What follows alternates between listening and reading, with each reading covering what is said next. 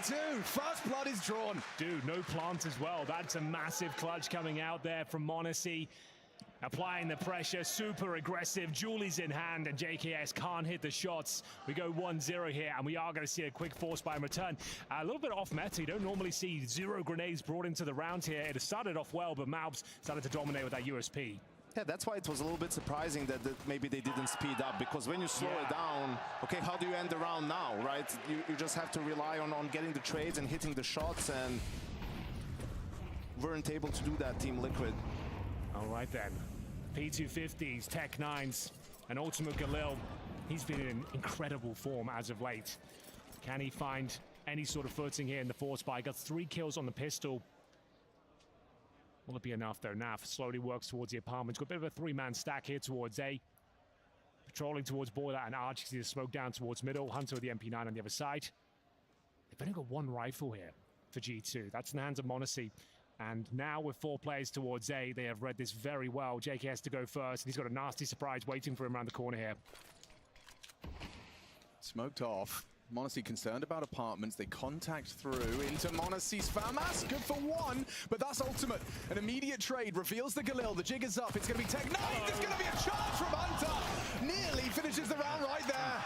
Charging through the smoke. He did not relent whatsoever. Yeah, he really couldn't have timed it any better. All the aggro taken towards shore. He's waiting for his opportunity to strike, and he times it to perfection. Doesn't get the 3K, but the job was done. The round was secure, and it has to be the eco following up that loss, because Team Liquid once again get no plan, don't really find any sort of entry in towards the bomb site. Surrounded by the 4 CTs. Janko, they read that so well. Yeah, absolutely. The timing of the rotation was just impeccable from G2. 5 grenades, sorry. As soon as they were down, Banana, they rotated the 4th player back to A.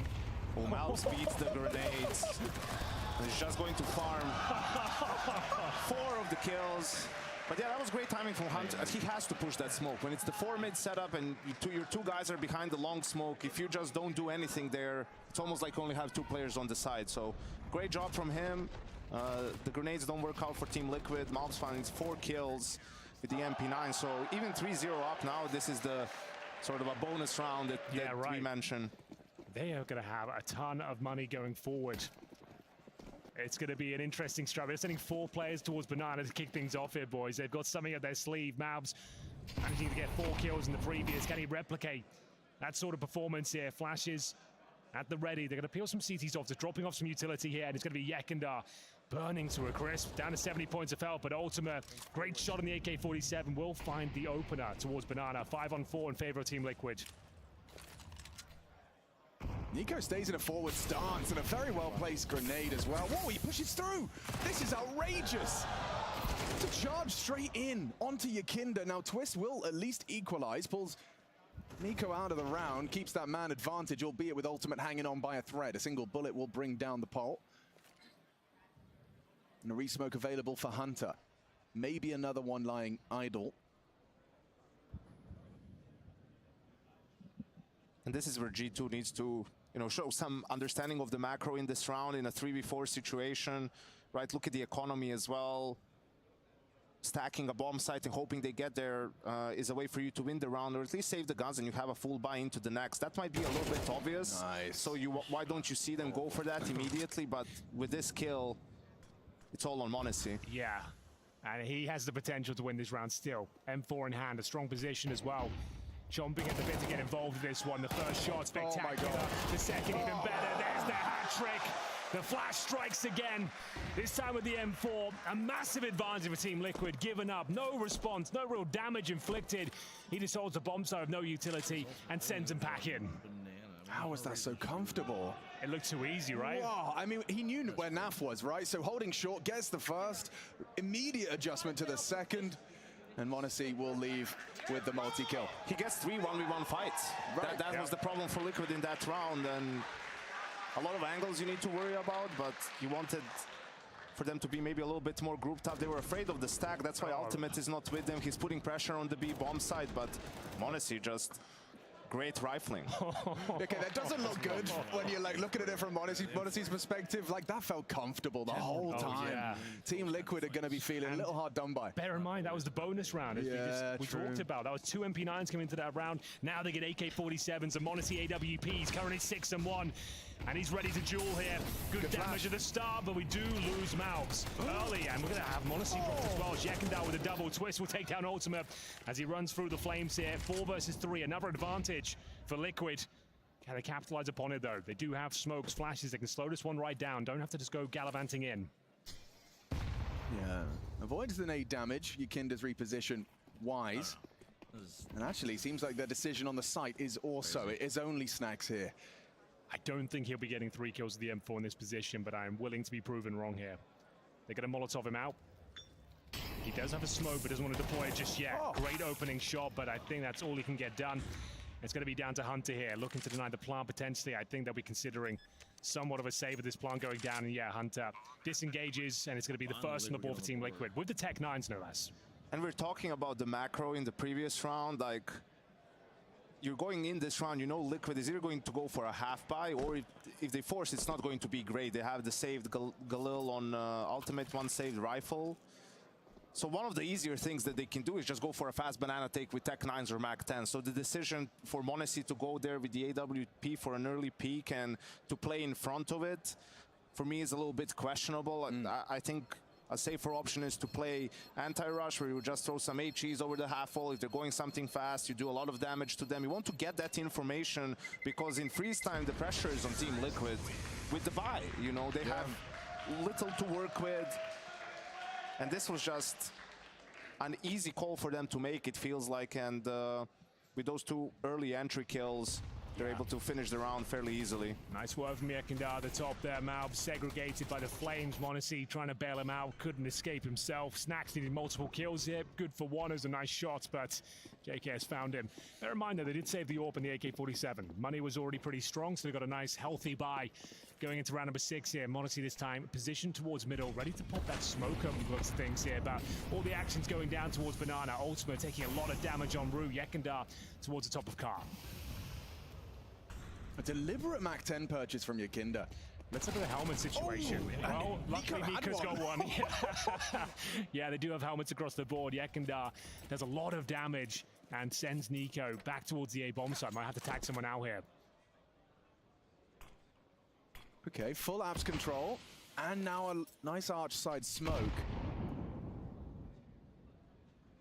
Should enable and facilitate brackets control. Yakinda then starts to show face at B. They really want to keep the G2 defense guessing. So now, though, it is only Malbs. Ooh, did Yakinda catch a whiff? Did he catch a whiff? It's just him there alone on the bomb side now. And Niko's been given the AWP. It's a 4-man stack towards A. Good smoke will buy him some time. Yeah, it buys time for this info push, right? But now G2 has to book it towards the B bomb site and help Malbs before the hit comes in from Liquid. They're doing it silently. They don't want to give away the sound cues on the speedway. Here comes the exec. They blew up the smoke to clear, and it still results in a 1 and done from Malbs. Awkward now. Niko and Monacy spamming smokes, and Niko actually hits one. Blind through the smoke. Yakinda goes down next to Monacy. Liquid, it was right there for the taking, and now only Ultimate and Twist remain. Yet to say Twist's name too much. A single frag for the Canadian and a 2v4 perhaps to reinvigorate. They're looking very calm in this retake, though. They're making sure everyone's in position to strike together. Still plenty of time in this bomb. 3 players towards the ruins. As you mentioned, Ultimate, he's got to do most of the heavy lifting here. And it's going to be Twist set up. Low HP now for both of them. Ultimate trying to hold on. Good damage inflicted. But it will be G2 posting their 5th round here. Good try from Team Liquid, but the shot through the smoke seemed to decide the outcome of the round there. Niko with a fortunate situation going in his favor. Yeah, and then after that, a very nice retake from G2, just being calm, not rushing the situation, waiting for Snacks to come up B, and then even in the end, Niko with red HP. That's straight bullshit. Yep. Reasonable. I like their setup as well. Multiple elevations to hold the ruins peak. Like they set themselves up for success, but in a 2v4, and when it's as played by the book like that, G2 pick themselves up a much hard-earned 5th round.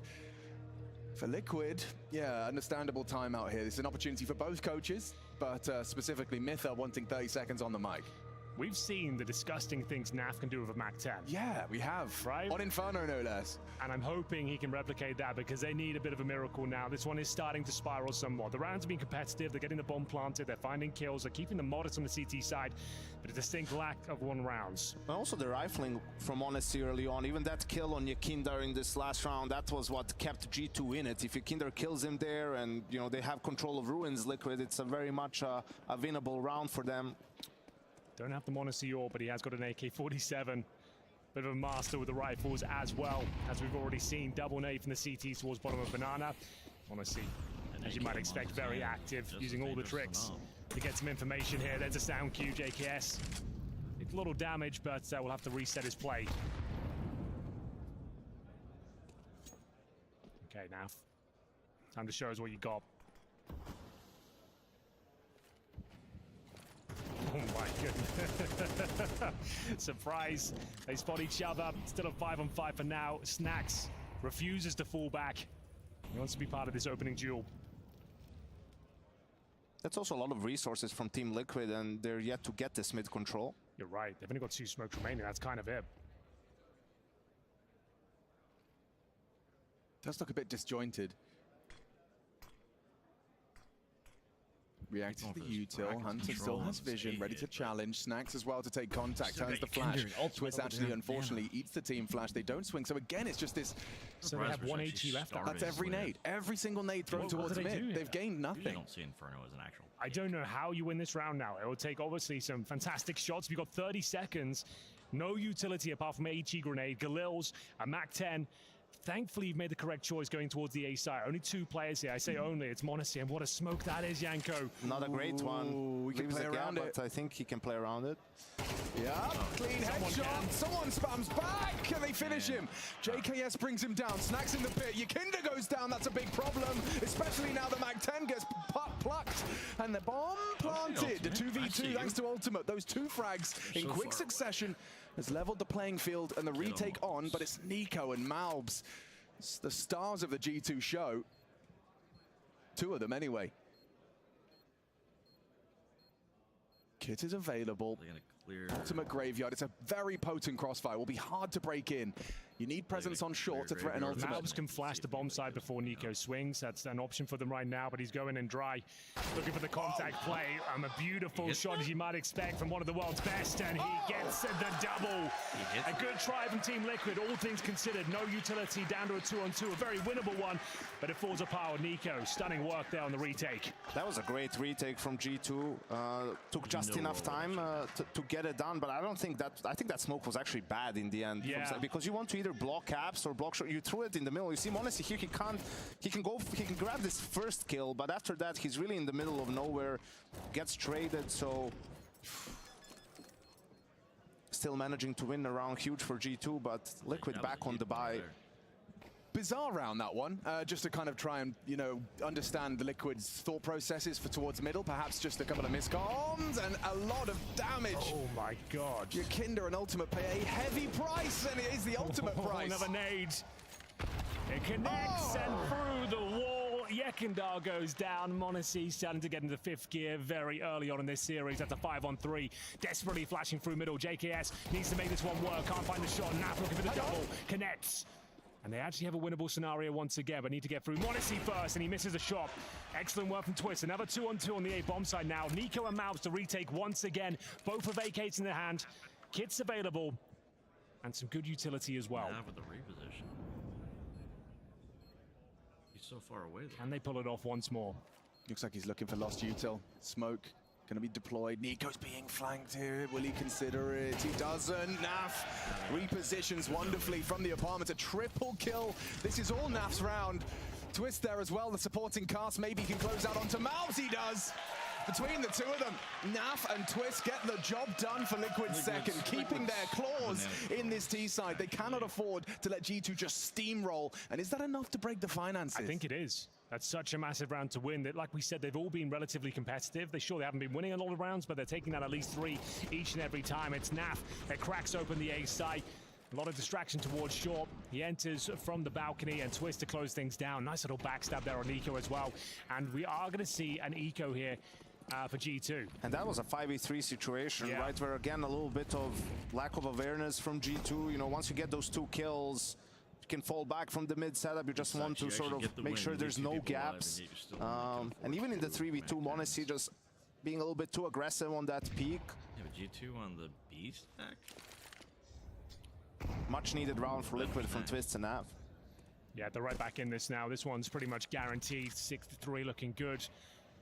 There could be a fly in the ointment if they did decide to execute in towards B. There is a 4-man stack here. Going through a set-piece utility. Should get a sound cue, though no players are released here. And that'll probably dissuade them from entering the B-bomb site now. Oh, well, that's awkward. Yeah, Snacks was the sole defender of A and gets caught walking through a smoke. Good work. Just spreading out, letting the probe search on B, forcing a reaction, and Snacks' reaction resulting in his demise. It will lead to an open A bomb site. That's the side smoke. Yeah, although some weird stuff from Liquid early on. You see even that missed smoke for small pit, that other round where they had no utility left in the end to finish the round. Unfortunate. Oh. Not the end of the world. In fact, Naf gets to go farming as well. $600 kill reward. Very nice. Getting that max M warmed up, baby. Just Monacy left. Get in the quad kill. No Kevlar, Julie's in hand.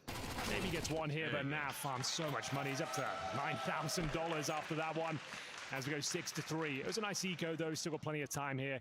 G2 6, Liquid 3, and we've got the AWP being purchased here. It's in the hands of Mavs right now. You assume he'll throw it over. Yeah, but now we're working out who's going to have what. Also, G2 recently, well, relatively recently, changed their positions on the CT side. I mean, it started off with Nico and Snacks on the B-bomb side. Now it's Nico and Malbs, which is focusing the most of your rifling firepower. Yeah, probably avoid a B on that banana, but that's how important it is. Oh, the noisy M4 spraying down, causing havoc. We'll find Yekindar through the smoke, and you can see a beautiful control. Knew exactly what he was looking for there. Gets 1.5 kills, takes Twist down to 46. Nico just being baited in here. An iconic position for him on top of the sandbags, but Ultimate sneaking through, and we'll be finding at least one. How has he got that one there? He was on his screen. Nothing is Mac 10, man. It's nice to watch his, like, procedures, how he clears these angles. And Malbs being set up for another reaggress, picking up the rifles as sound cue, but it bravely retreating and upgrading. 6-3. Liquid already kind of limping in this one with the loss of Yakinda and Ultimate. They still have 3 smokes, though. See what they can do with them. Ideally, I suppose, smoking towards Arch and Library. Trying to focus towards shorts here. This is still mid. Pretty weak smoke. Monacy unlucky not to get a kill there. And now they're going to commit in towards the A side. Can they get anything going? That's going to set up the flashbang from the apartments. It's going to be Monacy. Couple of targets on his screen. Looking for all 3. Not going to happen. JKS with a chance to clutch. He can really do this. The opportunity to set up. Look at the time he's got as well to work with. Does he opt for apps? Does he opt for something else? On short? Investigate short. Malbs heading this way. JKS just looks away. And Malbs nails it. Triple kill from Malbs. Up to 10 now. The lobotomist is in. And a 7th round for G2. The best option How sick was that from Monacy, though? Again, like 2 quick kills with the AWP. Under just pressure. Under pressure in the bomb site, right? Yeah, it all started off with that huge spray down towards Banana, a boatload of damage delivered. Force them in towards A. Another winnable scenario, even on the back foot there. 2v1 for JKS. Didn't work out for him, but still an opportunity there. A couple more rounds to go, though. 3 would not do. Malbs did damage to all 3 here, but opened up the initial frag. Ultimate responding on Nico, but like we said, Malbs with the backstab decimates JKS, and we do have another buy for Liquid here. AKs across the board. You noted it as well, Henry. It is ballsy to do that with an A4, right? Spamming, like, it's like, I'm here. I'm making no secret of where I am with the tracers and everything, but trusting his convictions, and you see a nice opening from Malbs. I was going to say I like the switcher from G2 to go for the app setup. I think it was a good moment to do it, but they decide against it, fall back after some utility being exchanged. Multiple smokes there. That one can work too well. Okay, this is a bit more speedy here from Liquid. Naf accelerating apps. One hell of a HE onto JKS and twists up short. So blind. In the open as well. Oh, the setup is strong. The setup is very strong. If Hunter needs to find one, at least delivers. And then the multi-kill from Hunter. Ultimate does provide the trade, and m0NESY scoped in. It's not going to be easy to get past. Yeah, it's a brutal crossfire. You've got an SMG up in the apartments watching short. m0NESY with the AWP is actually taken down here. Snacks haven't seen his name too much as of yet. Ultimate hitting some absolute stinkers on for the ace right now as well. Another 2v2 scenario. Mouths rotating in from the arch. They've got plenty of time just to slow this one right down and allow G2 to second guess themselves. They're holding for this. Timing. Just both looked away. They both looked away. Quick react from Naf. Bomb needs to be retrieved, and Snacks is holding it, but an SMG! Up against the rifle! How has Snacks won that? Massive. Huge. I felt like that was a real portal for Liquid to find themselves their 4th round instead, an 8th for G2.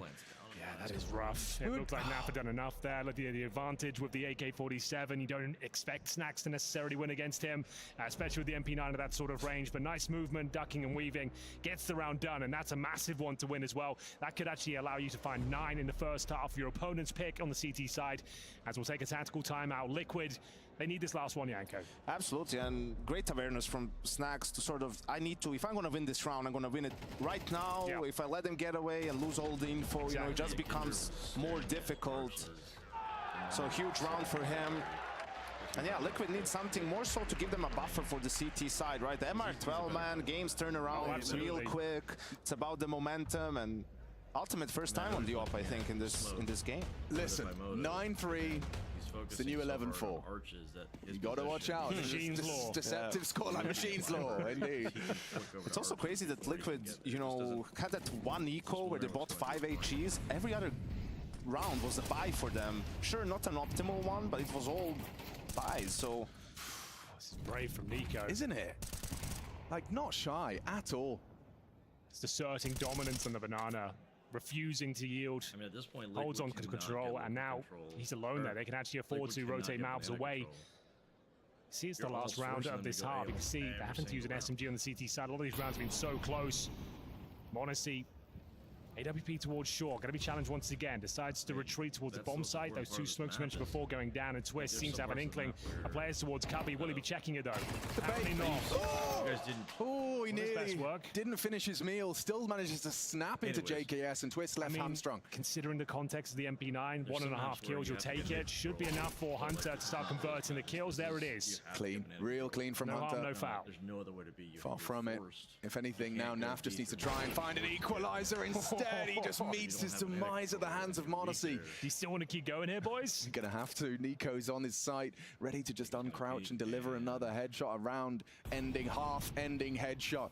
Ultimate's alive though, but not for much longer. Nico brings him down. Yakinda 2 frags in this half, and it might end there. It does at the hands of Nico. 9-3, G2 in the lead, in it to win it on Liquid's pick. You needed the 4.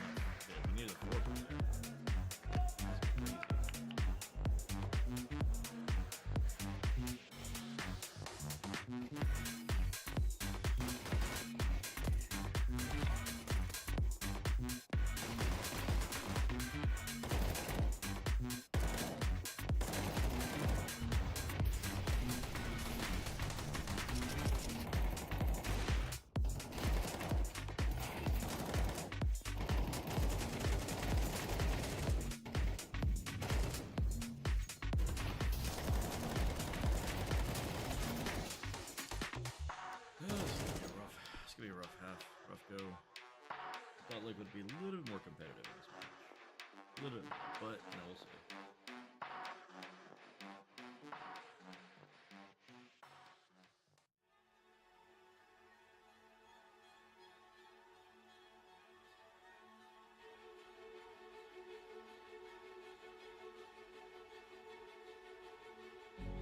This world is slowing down. How can I fight it? How can I listen? Now you can save on Cox Internet when you add Cox Mobile, which means fiber. Let me go walk around for a second.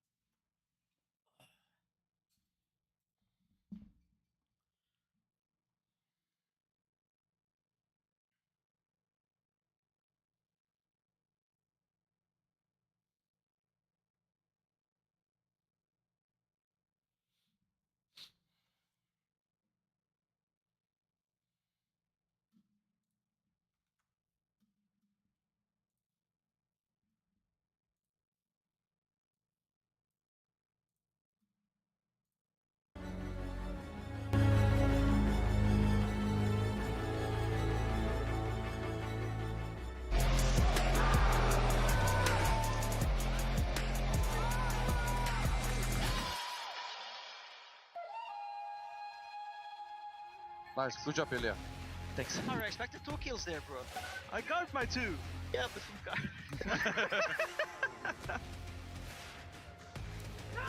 What's up, gamers? You are watching ESL Pro League. It's the last of the quarterfinals, and we got the second half of this first map. G2 running away with Liquid's pick, I'm afraid. We go 9-3 a half. Quite a flat performance, competitive rounds, but couldn't get enough of them over the line. Still winnable, though, Yanko, with MR12, as you mentioned. MR12, Henry, and G2 on the other side. Yeah, good point as well. Didn't consider that Underestimate their aspect. ability to mess things up, but they're absolutely going to need Yakindar, who only has 2 kills in the first half. They both came from that one round with the Tech 9, Yeah, so true. he's going to be very important if Liquid is going to make this comeback. Here we go, then. We've got 1 smoke, 2 flashes, a Molotov available for G2 here. A lot more technical than what we saw from Team Liquid. As Ultimate patrolling middle, looking for that first engagement. Spots a couple of players, doesn't fancy the duel, and will hold off towards short. 1 smoke, 1 flash. Goalie's on nav. The A setup is going to be very fragile. I mean, they're really counting on Ultimate here. JKS alongside with him. Spots a cheeky bit of leg. Malbs forces him off of the angle, takes some space. Smoke expended. Another one about to be deployed by Snacks towards Moto. I mean, at least it's good that they're stacking up. Yeah, this is the apps pop. Rotations coming through. Molotov deployed makes things very uncomfortable, though. JKS will have to wait underneath the balcony. Here we go. What can he do? JKS being tested and already. The kills come in. It's Nico and Hunter. Just demand the site for themselves. Ultimate and JKS can't get at anything. They don't even get a look at Alex. That's ridiculous. Lovely strategy. An old classic, if you will. The smoke towards Arch and Moto. Flash over the top. The Molotov towards the pit as well. Discombobulating the CT defense. They don't get a single kill. Maybe Yekindar can find his third. You give that a double thumbs up, Yanko? Yeah, I think it shows you the power of utility, Alex, in the best round, especially on the T side. Jeez. You know, just covering off some angles and the flash forcing you to turn away. For JKS, for example, right, couldn't really get the fight that he wanted, and then all the kills come at the same time. You guys mentioned that it was only 2 players on the A bomb site, but once that first smoke comes in, 2 more players start rotating in. It was basically 4 players on the A bomb site. Didn't really matter. Okay, that's what's disgusting. The smoke shots we've seen in one map alone. It's just like, I don't know, some they're taking spiritual being is on their side. That's the fucking execute, man. It can be 11 when we do it like this. Put Mutar and give us What can be long? Focus. Yeah, focus. These rounds can't fall apart, boys. Even against the USPs, anything can and will happen with G2 on the server. Please focus, guys. Yeah, we can't afford to lose this. We will lose the whole game if we lose the USPs right now. We won't recover. Nico's been there before. Yeah, right. Hunter might catch wind of this, do you think? Does he go? Ooh. He's going to get a nasty surprise. I don't think he is thinking about this one. Any sound cues? Just going to pop his head up. And dead. Okay, Galil. It's a nice little treat. Oh, hang on, guys. You're making me know. I don't like the sound of these USB dinks and team dinks, but it's all good. Everything's fine. They will save the Galil, or at least attempt to.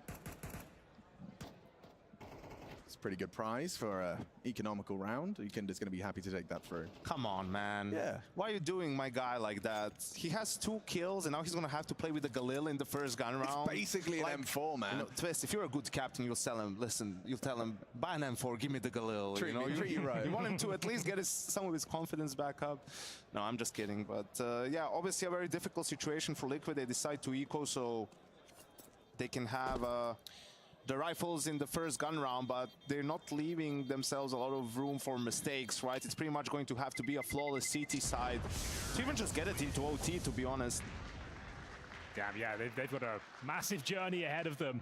And it all starts here in round number 15. They will save that Galil. Yekindar will have to make do, still on that 2 frag total. Nice idea with the mid-push. Hunter didn't consider all those players behind him, but at least gets all the information. And they can confirm the B bomb site is clear. Is that what you say, Alex, in your games? When that happens, oh, I got you the info, guys. Yeah. You're welcome. Yeah, that's an info play. I'm an info player. Must-win round, though. I think that's fair to say. Need to set the tone of the CT defense. Might not even get to play a proper gun round with your full setup at this rate. Snacks at the top. Half-full smoke has been delivered from the T side. And in he goes. He's taking a lot of space here. It's Yekindar with that aforementioned Galil. Lucky to be alive. Doesn't even take any damage there. Really nice procedures here and protocols out of G2, just working their way into the site, forcing the util, limited util. Oh, they fumbled the smoke. Out of Team Liquid. It landed on the incendiary, so it's got a massive gap there. That is not ideal. Oh, neither's that. I mean, it's clear as day. There's a nav. G2 They're not in a really hurry getting here, especially now you've just found way yourself an early You advantage. know it's a weak buy regardless. If you just bleed out the remaining smokes there, they're in a lot of trouble. That's the final smoke they had available. It's a 5-on-4 already. They have 2 flashes and an HE. I think they've boosted a player up in spawn, but as we all know, the smokes these days cover that position and it kind of nullifies it. Yeah, Maggia was the only one I've seen that manages to find multiple kills while smoked off in that Yeah, boost. true. Just by sitting at the right of the tip, clearing the smoke with the SMG. Oh, he dinks him with the MAC-10. Get out of here. I mean, that's a perfect way to try and fight for mid control. It looks like quite a telegraph fake, though. You're in-game leader of a MAC-10 running a middle by Yeah. himself. No further action, so they can make an educated guess this will be a B finish. And flashing through, Twist needs to go huge. Gets nothing. Oh, perfect anti-flash play from Malbs. He was ready, not blind at all. Yakinda does claw one back. Hello. It's a 3v3 now, thanks to Ultimate. This boost is nicely timed. He's not going to have vision immediately. Could spam to clear it. And here's the fade, and nails the headshot onto Hunter. Caught transitioning towards the dark. And now it puts it onto these two. Nico and m0NESY, though, known to close out rounds. And as we discussed, this is a must-win for Team Liquid. Is there a kid available? I don't think there is. No, there's no kid Oh, available. it gets awkward very quickly, doesn't it? No, it's all onto Nico, the 1v3 taking shape, fakes out the reload. Yakinda goes down! It's Nico's round! Stolen away! Number disadvantage, it means nothing to Nico, takes every single one. Map point, they have got a boatload. 9 opportunities to take this one in regulation. All right, Ultima, this is your time to shine. Has to be. He's got the AWP. There's 4 MP9s around him going to the next one. But what a beautiful sequence from Nico. Bear in mind, like we said, they had no utility. They can't flush him out. They can't cause damage. And he's going to have to take the heads up. George Yakinda, unfortunately, unable to close things out. A must-win round goes against them. And it's map point on their opponent's pick here. 12-3. Surely they're not giving this one up. m0NESY wants to win right here, right now. He's crazy. He's crazy. He doesn't even. How has he done that? m0NESY charges up mid, says this map is done. The referee's calling off the fight. They're no longer defending themselves. m0NESY steals the game away. No chance of even fire a bullet with the AWP. He wants the ace. Did he get it? Not quite, but he has won the round and indeed the map. Oh, wow. Just a reminder of who he is. He's like, in case you guys forgot. In case you guys forgot, m0NESY's in the server, and he makes a statement in that last round of Inferno. Liquid, they are shell-shocked. A 13-3 scoreline. Your map pick, the last quarterfinal, and you can barely keep your gloves in front of your face. Mirage has to be a different story. The game lasted 39 minutes. Like, what the hell? 33. 35 minutes it lasted. That is freaking shit. So stupid.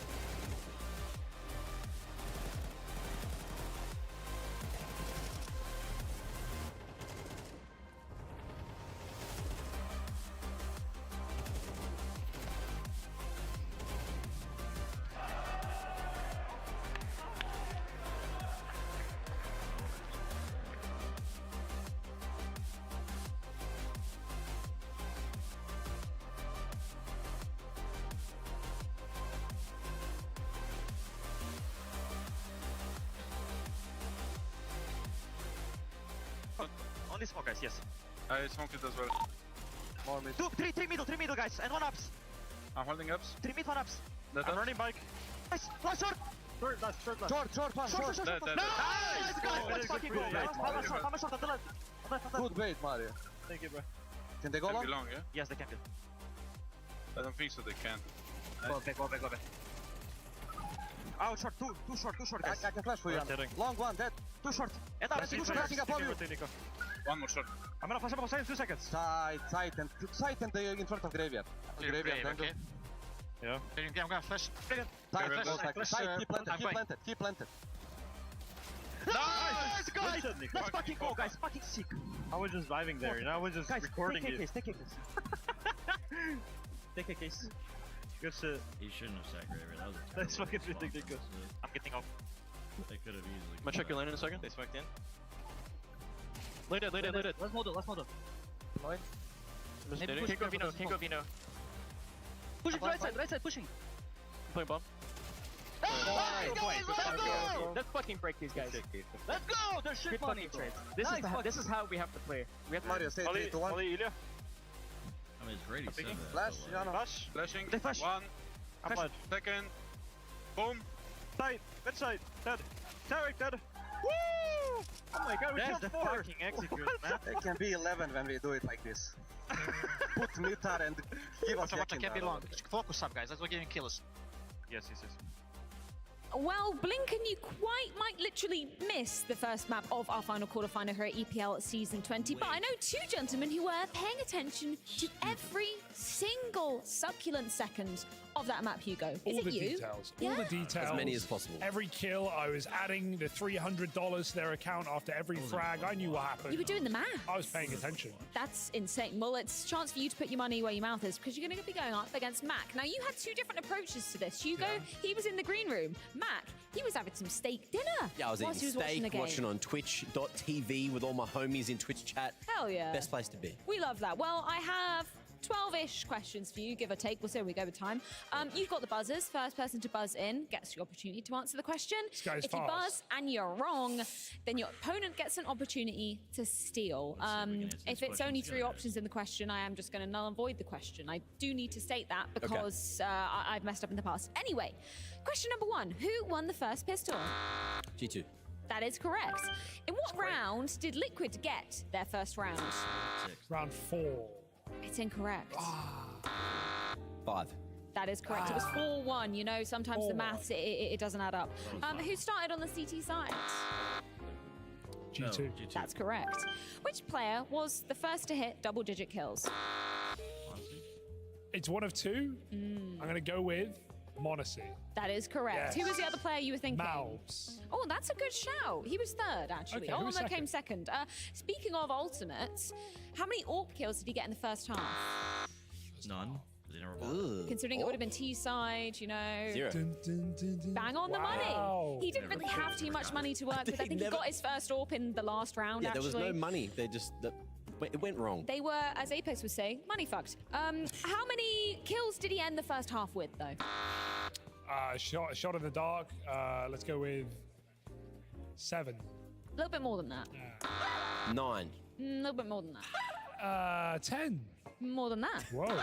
11. More than that. 12. Bang on the The money. end of the game was 12. It was so quick. Damn. What was the score at the end of the first half?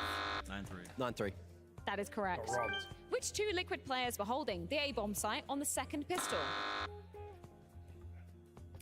I don't know. I was thinking of G2, but let's go with... There were 4 there. Well, not at the beginning when they were execing onto it. There was 3 over at I B. know the answer. There was 2. How long? How long has he got? JKS That's one of them, right? and Go on. Think about it. Who's on mid? Twist. Nope. Ultimate. That is correct. I'm going to give you the point. tried. Minus the half-time break, you know, give or take. How long did this map take? It's up 30. 30. How specific do I have to be? Like pretty? To the minute? It's pretty. That's okay. Yeah, like to the minute. 32 minutes. It's a little bit less than that. 29. I'll give you that. Okay. What was it? 30 minutes. You know, my No, maths, so- my maths is quick. I was running here. I was closer. Yeah, you were closer. You were close. How many kills did Munacy get in the last round? Whilst we were running from the green room, how many I was he did getting? not see the round. Yeah, I didn't see the round, but let's go with 3. Nope. 2. Nope. 4. Yeah, bang on. Woo! Could've gone What either way is there. the next map going to be? Oh, I already know that one. It's You Mirage. do, Mr. Mirage. And of course, as always, in a shocking turn of events, winner will indeed take all. Whoa. If you can tell me who our US Air Force aim high on this map was, Monacy. you bang on the was money, Monacy. Mac. He was No on way. fire. Started off was. hot, just as Mac does always in Were You Paying Attention. You were paying attention the most, and Monacy was. 18 ADR. Jesus Christ, that's disgusting. I love the Julie skins as well. He was gaming hard today, so yeah, Liquid are in some trouble, safe to say, Freya. How do you feel about Mirage then? well- Because shocking, if you did miss our Veto Bingo segment, this was Liquid's pick. Well, you know, it is It's an interesting one for Mirage, right? Monacy, he did have a lot of fun with the AWP, but also with the rifle, and he gets to play mid on Mirage, and that's where a lot of the action's at. So if he's hitting everything like he was here on Inferno, then Liquid are in trouble on Mirage. G2-0, is it happening? Ooh. Yep. With such a dominant game, it's hard to argue against that. Yeah? Yeah. You I think think so it's as well? happening. I don't want it to happen, but I think it's happening. I want 3 maps. I want to see what Nuke has. I think Liquid's Nuke has looked really, really good. And, you know, we saw that 12-0 game against Cole. I want to see this go 3. I do as well, but we do have Mirage waiting for us on the other side. A serious investment.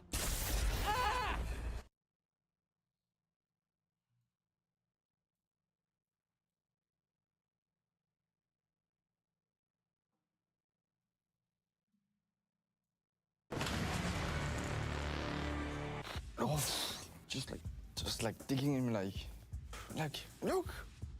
I'll get you back up to speed. We'll get that JKS everybody wants to see. Currently, on T side, I would say T mid on Ancient. I'm really good at it. I'm getting entries and setting my team for like 4v5s and everything. So I would say that's my best position. And at CT, I would say that I was really good on Mirage Con.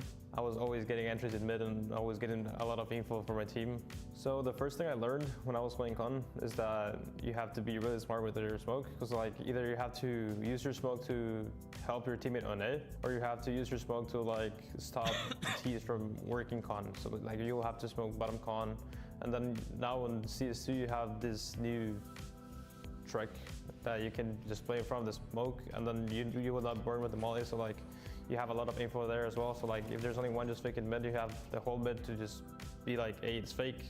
There's nothing mid. For you to be a really good con player, you have to have like a really good communication with your A player, because you want him to be supporting you, and also with your opper, so you can also move him for him to have impact. So you need the A player to be flashing for you, smoking for you, or like resmoking con if you think it's nothing A, and then he can resmoke con for you if they're fighting mid, or you can put the opper in con to bait for you, and then you get the trades or something like that. At first,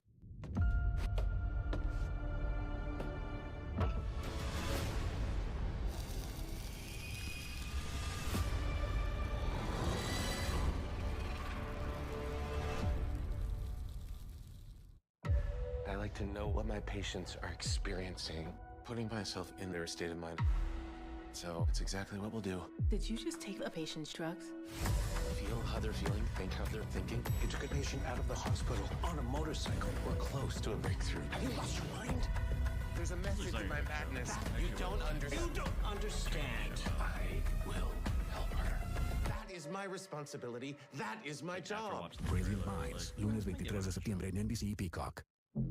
Torpedo in the water, bearing 076. Consonant, torpedo in the water, bearing 076. Torpedo evasion. Dive your depth 400 feet. Now, right full runner, steady course. Right full runner, steady course. 6-4, 6-6, 6-8, 7-0. If you need health coverage because of a recent life change, healthcare.gov is here for you.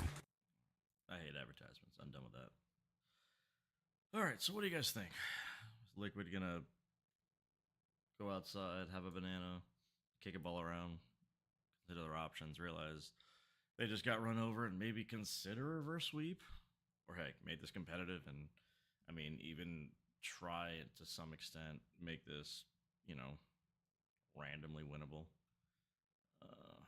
I don't know.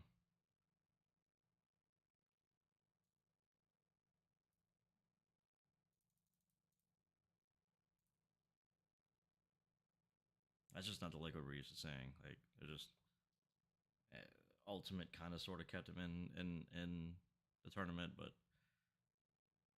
I mean, don't get me wrong, G2 is a really good team right now. Like, G2 is extremely strong, and I don't see a world that they can't come into this and, you know, do things, per se.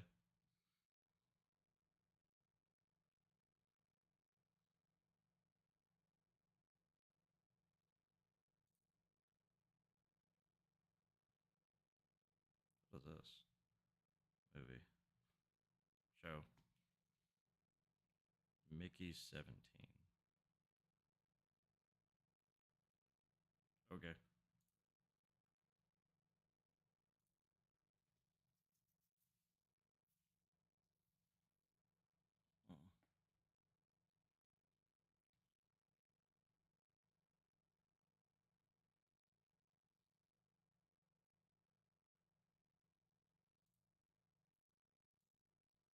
This makes me wonder, like,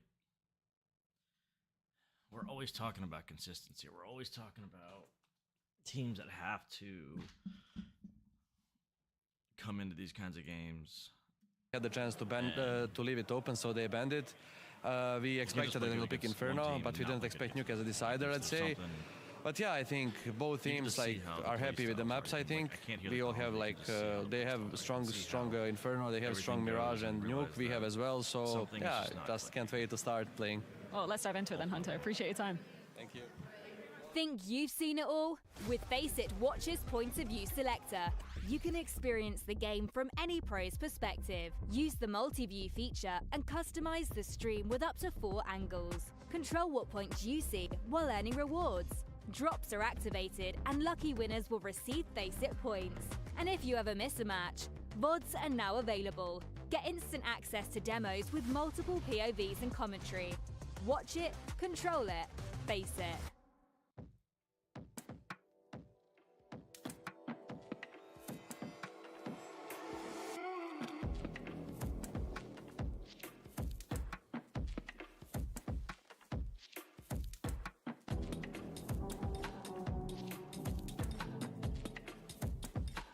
I gotta say, the ESL's new crosshair line, it looks good. It looks like it's just like I love the looks of the material of the hoodies. What how's the show out here? Okay. Hello. How's it going? It's fine. Yeah. When I go to What did you think of that last series? What? Sorry? What did you think of Spirit versus Vitality or Spirit? What did you think of Spirit versus Navi? I was surprised how come the Spirit lose that fast. But yeah, today Navi is very, very strong. Yeah. Better, perhaps. Yes. Yes. Now, here's where things get awkward, right? Because coming up in this next game, we're looking at G2 and Liquid. Yes. You know, you've got a front row seat. You've got the best seat in the house. So, which side are you going for here? If you have to think about a Liquid, or if we look over at the other side of G2. I just feel like if you're gonna be it's hard to answer because I'm the fans for 2 teams. But today I really want to wish to say JKS and the G2 teams. Because there's a story with them. It's hard to see. I don't know, maybe Team Liquid. There it is. See, there's no wrong answers at ESL Pro League Season 20. Anything you want to say to the people at home? It's crazy that You can say it in any language you want, bud. how many people are actually part Let's go, JKS. There it is. JKS stands everywhere. Yo, what's up? How y'all doing? How we doing back here? Doing good, doing good. Who you guys got in this next one? For sure, yeah, for sure. What is it about Liquid that makes them so likable? Ultimate. Yo, Ultimate, stupid quick with it. Like, real quick, really fast. I'm like, wow. He's from Poland, so he's good at opting. Let me guess where you're from. Turn my mic audio up. There we go. Germany. Is that better? Well, Donka. I like casting games. Right now I'm really just I want to get back more into casting. I enjoyed a lot. So what did you think of the first series? Sorry? What did you think of the first series with Navi and Spirit? Absolutely, just love this. First series. I love going to events. I love going to tournaments. I love going to see things. I want to get more into it personally. And yes, I like the. I don't know. I'm even considering like hitting up. Something. Yeah. Where you come from today? Like Fragadelphia, maybe see if I can hit them all up the way a here little for bit. Pro League Finals. And see if I can't get something going, because I really want to make. You got me beaten. I came from America. It's kind of like the like same my thing, podcast but not at the same time. Which Tell is me where the about your Spotify thing experience is here in on the Malta. side. I don't know. It's just. Actually, I have some class. I don't know. At this point, I really want to. Yes. I want to get into the esports world. I want to go ahead and get So it just more kind of into works out. A happy accident, they call it. Happy accident. Essentially being a talent in the happy esports accident world. that the Pro League Finals are so, here. I don't know. Like I and said, you're we'll see. studying here. Yeah, I'm studying here. But how you doing So today, you've got Hopper? G2 beating Liquid today? Yes. Yeah, G2 must win. Give me a score line. Give me a prediction, like a score prediction. 2-0. 2-0. 2-0. Yeah. Well, look, the man said it. I appreciate your time. I mean, I today, think man. I think it's gonna be 2-0 for I do G2 appreciate unless that. Liquid decides to actually show up. I mean, right now it's hard to say that G2 is actually even gonna be here right at this moment. Yakindar. Rico. G2. Team Liquid. Fight.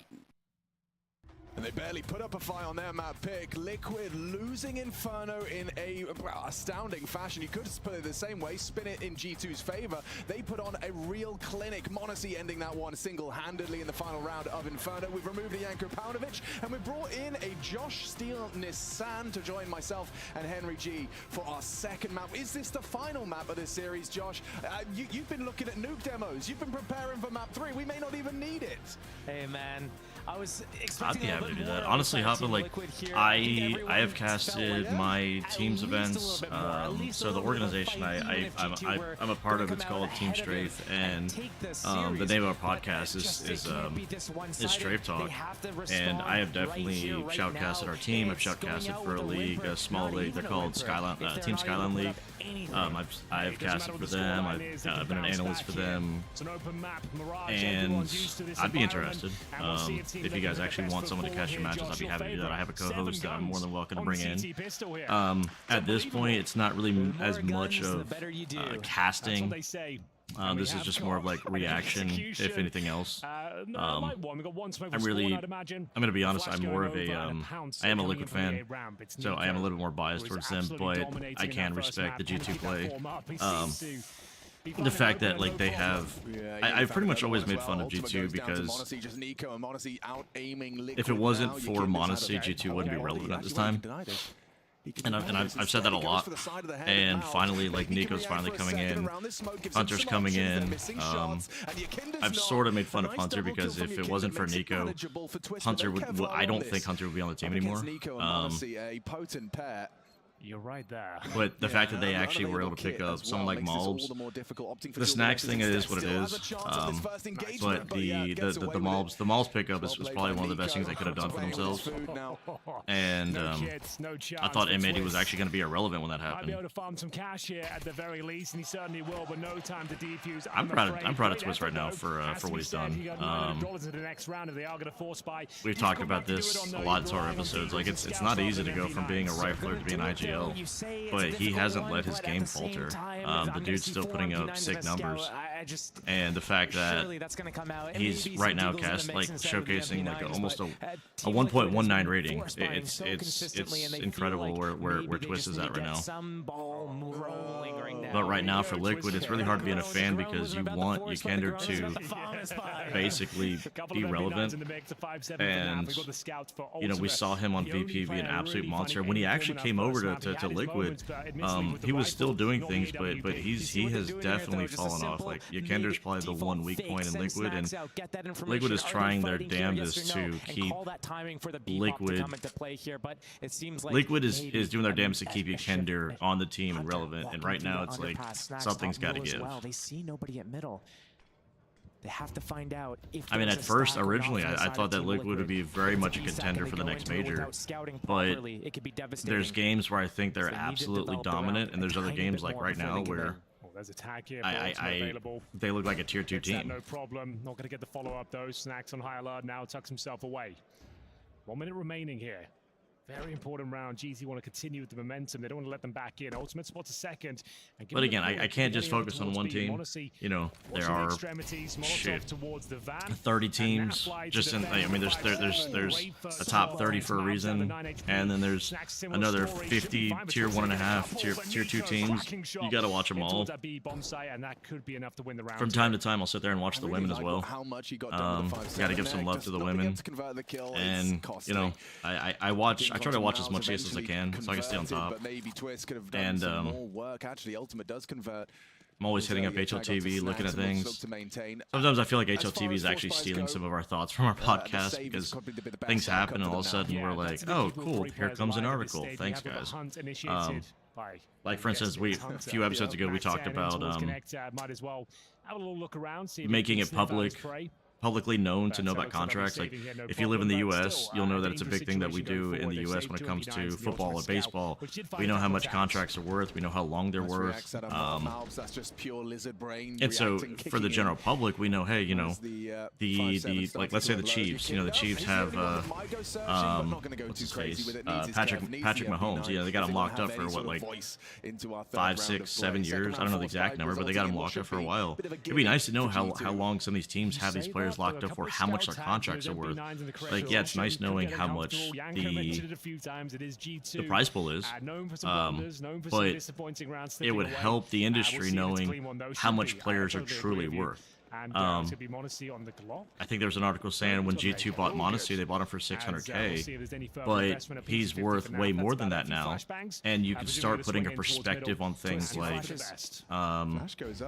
all right, if you're a good player, you're putting up numbers, okay, you can value yourself at $500,000, $750,000, $1 million, you know, type of thing. And that also starts putting pressure on parents. How many times have we sat there and said, hey, you can't make a career or make money playing a video game, right? And so it actually gives the ability for parents to start allowing their children who are part of that 1% of 1% to, okay, I can support you. Too many times we have parents that'll put thousands of dollars into their kids' sports because they know their kid's good at sports, they want to develop them. But if you have an 8, 9, 10-year-old who's really good at a video game, whether it's Rocket League, whether it's a shooter game or something, and they understand the game, go ahead and put money into them. Go ahead and set them up for a team or an academy or something. Go ahead and provide that particular pathway for them. Because once we can start seeing how much, you know, players are actually worth, it can start to pay off. We can start to create that generational turnover and rotation, because right now we see a Neo, we see how many of these older players that are being coaches right now, you know, the Neos, the Tazes, and everybody else. We're starting to rotate those older players into coaching positions, and then some of these players are taking new IGO roles, and then you have other teams that have academies. But it's like, you know, from the bottom up, can we go ahead and start developing players and kids in general to go to that point? So it would be nice to go ahead and see things like player contracts actually become available. So, you know, it was funny because the next day on HLTV there was an actual article, there's an actual post that mentioned, you know, this is how long our players are locked up for and whatnot. And so it's just funny how, like, yes, we have the same similar ideas, but I'm like, I feel like someone's actually listening to our podcast and not giving us the credit that's due. But like I said, I'm not going to get mad. I'm here to enjoy everything. I'm here to appreciate the sport that we've all come to love, because I've sat here and yes, no, I mean, we do, and NA does, and I'm trying to get behind the NA train and trying to get NA more involved in the esports world, which is why it's nice that someone like Flom, I think, is starting up the NA Revival series to try to get some more teams to do this, because EU is so dominant in the CS world. And I'm trying to give some love to the Asian scene as well. Like, the Mongols are starting to come up. Lin Vision's starting to become decent again. I really want FlyQuest to become a thing, but right now they don't really... FlyQuest doesn't really play a lot of, like, good Tier 1 teams. And game on our hands. Yeah, on G2's pick as well. I mean, you heard Hunter. Yeah, exactly. Both of those pre-match interviews, funny enough, we're gonna play in the open qualifier actually. But we have like one level 10 team. Or we have one level 10 player, but we're gonna be playing in it as well. Honestly, just more for kicks and giggles, if nothing else. Just because it's fun, right? I don't see us making it, you know, past the first match, and if we do, not past the second match. But like I was telling my teammates, I said, look, you know, what's the worst that happens? We lose, woo. But what's the best that happens? We might go up against a pro team, and then we can go ahead and oogle over them, because it's like, hey, we got to play against a pro team. There was one tournament that we all tried to qualify for, and this was like a couple years ago.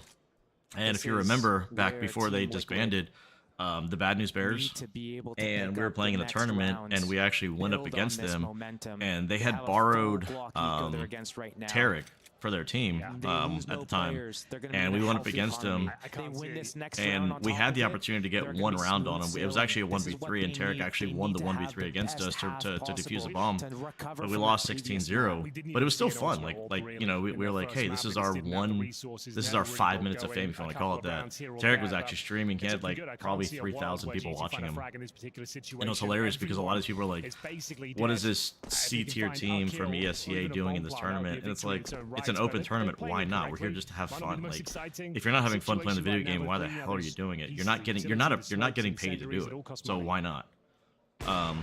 And so, like, that's what we have to remind ourselves. Like, we're not professionals. Let's just have fun playing the game we're playing. Let's have fun with our friends. But if you guys are in it, no, seriously, good luck, man. Like, And here it all I wish you luck, seriously. Off the back of that swing round, round 3, the 2 MP9s and the scout to convert. This is what it's led to. Can they keep that going? That is the question on this round. And they will not have the Monacy AWP going forward. It's I like playing in open qualifiers, whether it's the NA Revival or like an IEM event or something. It's fun to play in open qualifiers because it helps the industry grow. It helps the industry thrive. It helps teams actually. Closest teammates are mid-window. It helps us find new talent, right? There's too many games that are essentially partnered events, like in America. America, we're very known for our COD, right? You want to against lag? That's awesome. I mean, 13-9 against lag is not a bad match. I mean, they're a decent tier 2 NA team. So like I'm happy for y'all. Seriously, it's awesome.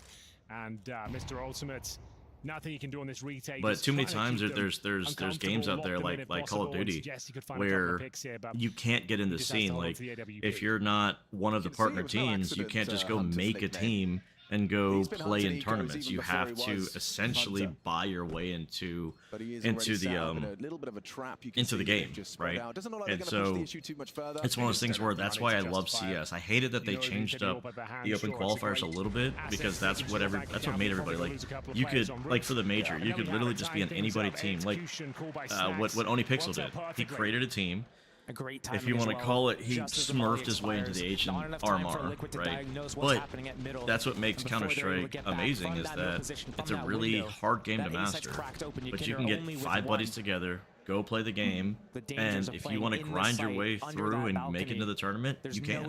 You're going to have your invitees. You're going to have your top 10, top 15 teams get invited. But ultimately, you can, if you think you're good enough, you can basically grind your way into tournaments. Looks like he's good for a kill here. There it is. Nico nice. No response. Nice. Excellent from Ultimate. Ultimate is on fire with some of these shots right now. Right, we've seen him play from the CT like ticket booth. We've now seen him play from the. Ooh, that was a nice nade. Damage on ringing the ears of a G2. I mean, this is the liquid I was looking for. This is the liquid that I'm like, look, they're making it competitive. And the fact that he's got the confidence to just stick around for the second as well. A 3-3 right now on Mirage is exactly what you're looking for. The round's pretty much dead. This is awesome. A great reaction, response from Team Liquid there. Fool me once, shame on me. Fool me twice, you ain't gonna fool me again. We put Ultimate. Hey, thanks for the follow, man. I appreciate that. It means a lot. Takes the line into ramp here, and it's been a while since I've actually like gone live, and so I'm trying this new thing out right now. I'm actually on YouTube as well. I'm just trying to multi-platform myself. A little bit of just trying to get our podcast out there, and a little bit of like I'm trying to put myself back out there and getting back to talking, getting back to casting, getting back to observing and doing everything. So right now it's definitely it's something that I think I'm trying to get back into. 35 seconds here. Waiting for I mean, that's essentially it, yes. Like, Team Liquid is a team that can beat any tier 1 team and then lose to a tier 2 or tier 3 team. It's mind-blowing that they have that 7 rounds into the game. Large of a ceiling, that large of a scale, right? And we haven't seen a round get developed. Honestly, we haven't seen a default there's not a lot of top-tier teams that I can say that are so dominant that they should, that they pretty much could beat anybody, right? Vitality and Na'Vi right now in this moment are probably the only two teams I can say with confidence can essentially beat anybody they go up against. And that's when the time they're in a really good place. Both of those teams are in a really good place right now. I can't say that about Spirit. I can't say that about Mal's. I can't say that about Liquid. Nico and Malvs as well. Like the entire Na'Vi and G2 are probably the only two teams I can say that about right now. Gets snapped off of the spear. So it is time for Taz to get on the mic. He's seeing that this Mirage isn't going like earlier when Na'Vi went up against Spirit, I thought it would have been a little bit more competitive map. I thought it would have been closer.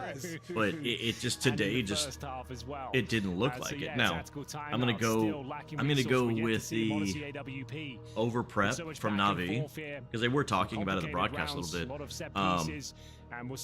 They pretty much had essentially a week to practice, prepare, do what they had to do, go over all the maps, do what they had to do, and you're looking at a Na'Vi that pretty much could have looked at the bracket and said, "This is who we're going to play. This is who we're going to face." If he does the same thing, he might get the same result. And turning around, they and then hold. Spirit did. They beat the Fury. They beat the Imperial to essentially get to the quarterfinals, and so that wasn't something that they had to really worry about per se, right?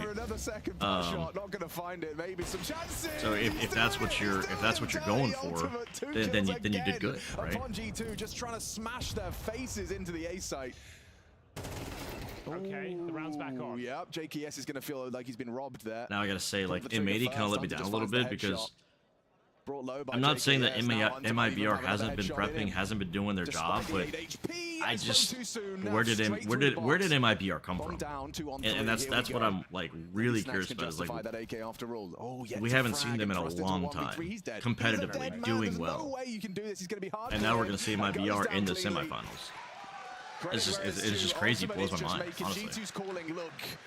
So like this whole pro league, some of the storylines are going the direction that it should be going, and then there's some teams that I'm not saying Eternal Fire didn't deserve to be here because they're a team that I very much have been proud of. Like this Turkish squad has done everything that I really wanted them to do.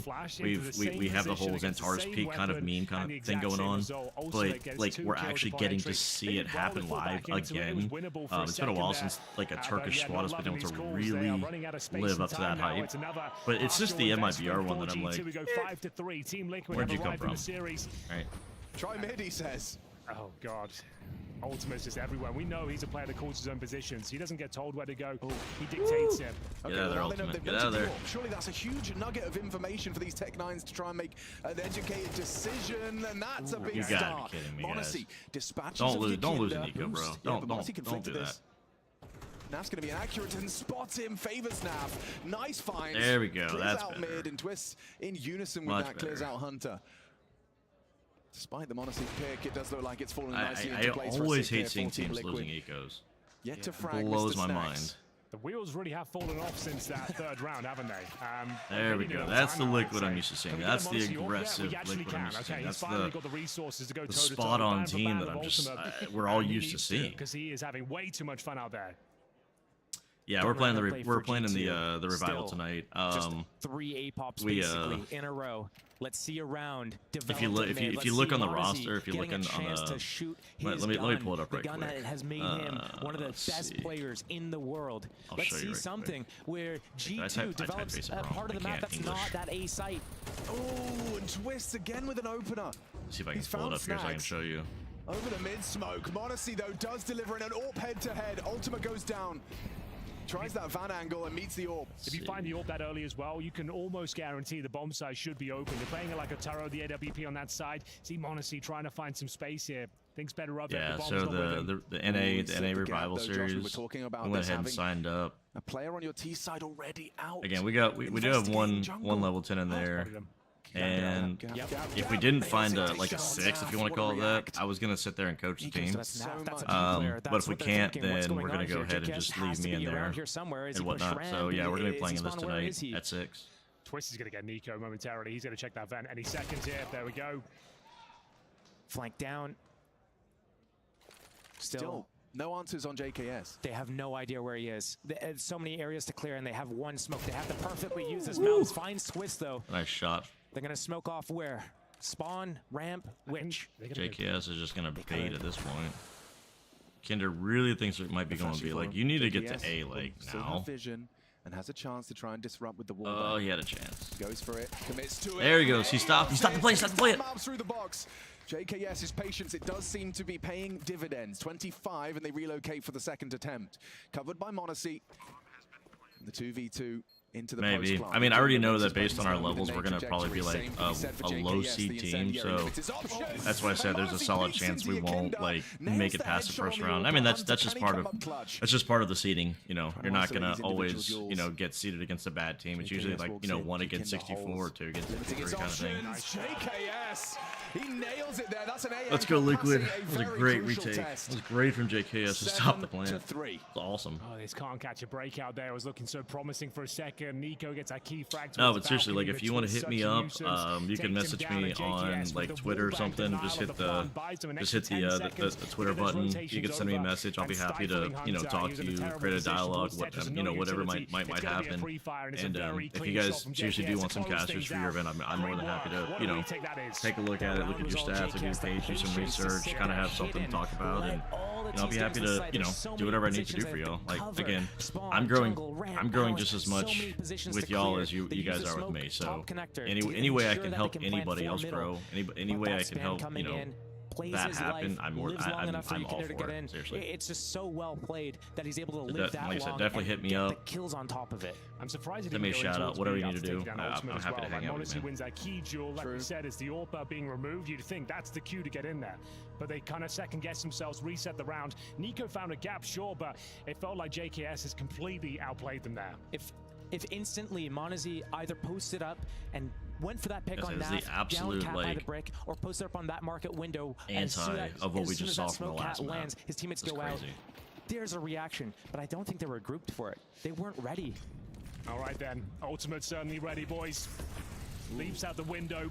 AWP this time, poised towards middle. Liquid's more aggressive. They understand the map. He's well cut out from. He can just tuck away. Spots the underpass, and that's a great shot. Mav stepping up here. First advantage they've had in some time. A key player removed. Ultimate with 9 kills. Silenced early.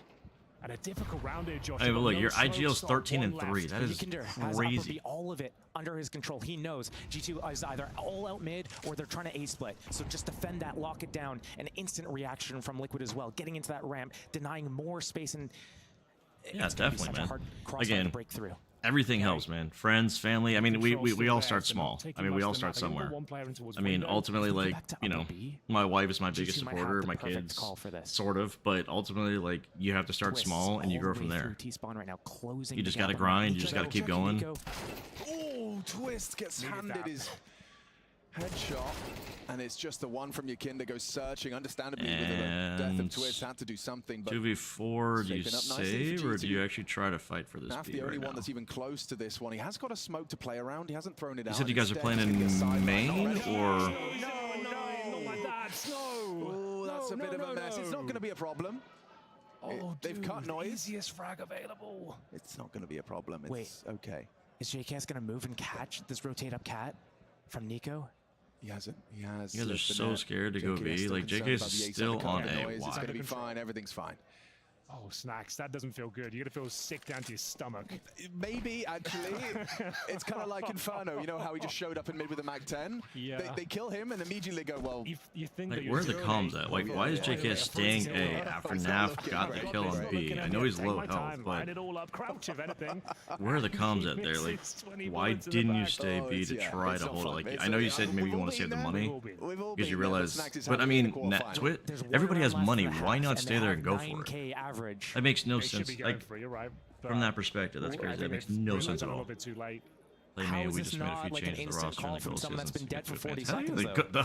The goal is always to get to advance.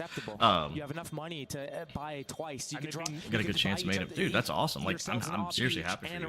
Like, I wouldn't say I'm friends with this guy, but I would say I'm at least acquainted with him. There's a guy I know who helps run the, if you're familiar with Detonate, they're like a tier 2, tier 3, tier 2-ish NA team.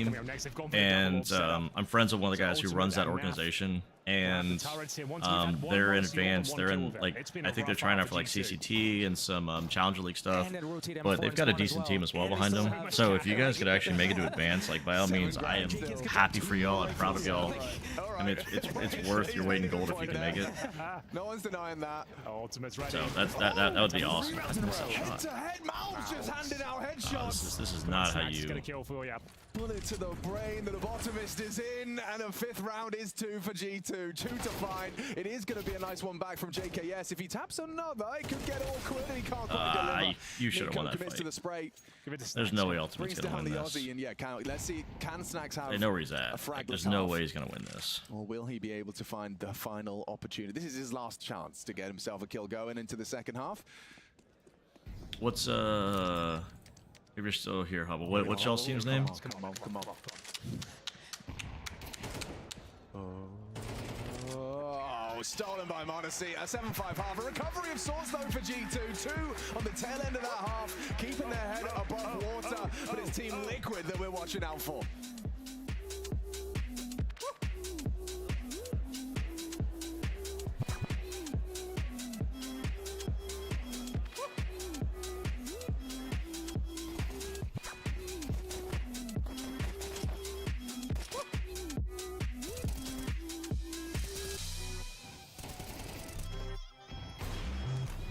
Team no name. Let me see. I'm just curious.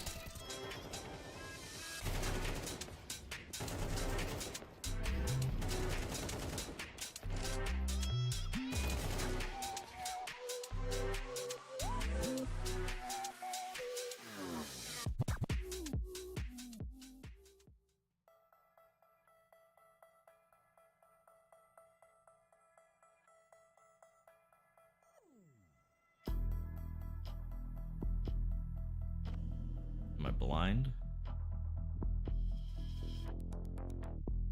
There you are. There you are. That's awesome. When connection is needed most, Cox is there to help. Bringing affordable internet to families in need, new tech to boys and girls clubs, and support to veterans. Whenever and wherever it matters most, we'll be there. I believe in you guys. How about that? I believe in y'all. Oh my god, I did not want to click that. I'm gonna mute it for a second. Hell yeah. That's awesome. I would love to help support you guys, seriously. And it gives me more practice at, you know, casting, streaming, doing things, analyzing. Shit, I mean, it'll give me more practice. I ain't never against, I'm never against more practice. I'm never against more talking, per se. I have this really bad habit where I just like to talk a lot. Funny enough, I'm actually, like, my main job, my actual job is, like, I'm a server in a restaurant, and sometimes I talk to my guests a little bit too much, but with my brain, I got this stupid condition called ADHD, and it's not stupid, don't get me wrong, like, that's not what I meant to say, but, like, my brain goes in a million different directions, and I like to talk, and things happen in my brain.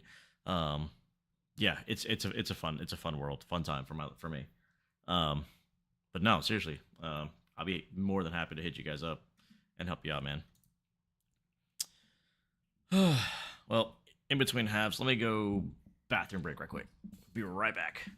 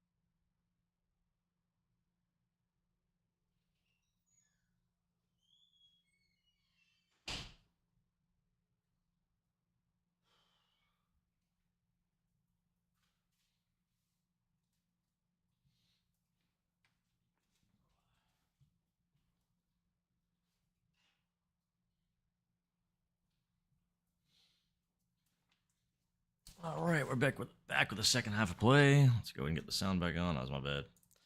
A play. Now the covering spam connects and the bomb goes down. And there's even a molly on Yakinder right now. If there's no smoke on the CT side, no smoke. Exactly. If they molly the bomb, you're right. That's like over. That's the win In the condition. meantime, as long as Yakinder can throw that molly and the bomb ticks away, Naf's going around the world. Cheeky move to be making. Keep your eyes on that dot in the top left. He's making good headway as they charge out CTs. Timing's good, but spotted out by Nico. Long-range Glock against the USP. That molly from Yakinder may come into play. He needs to throw it. The tickle on the bomb, covered nicely. Okay, JKS. Okay, JKS. Okay, JKS. Does his JKS. Nice little quad there out of JKS. Didn't even need the molly that they were mentioning. Kills out of the Palace position. But they were so scared of Naf and mid, they had to, they just, it threw him off a lot. 1, 2, 3, and 4. Who's that little guy? That was beautiful. Little friend. Celebrating a Glock tour moment.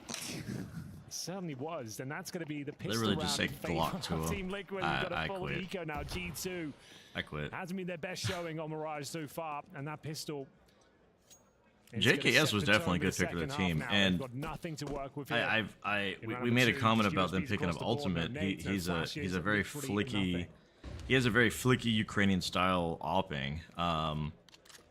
And from like an opera's perspective, it wasn't something that really made sense to me, but my co-host really made mention about that, and it's one of those things where it's very well known, like that's how Honestly, with the knife out.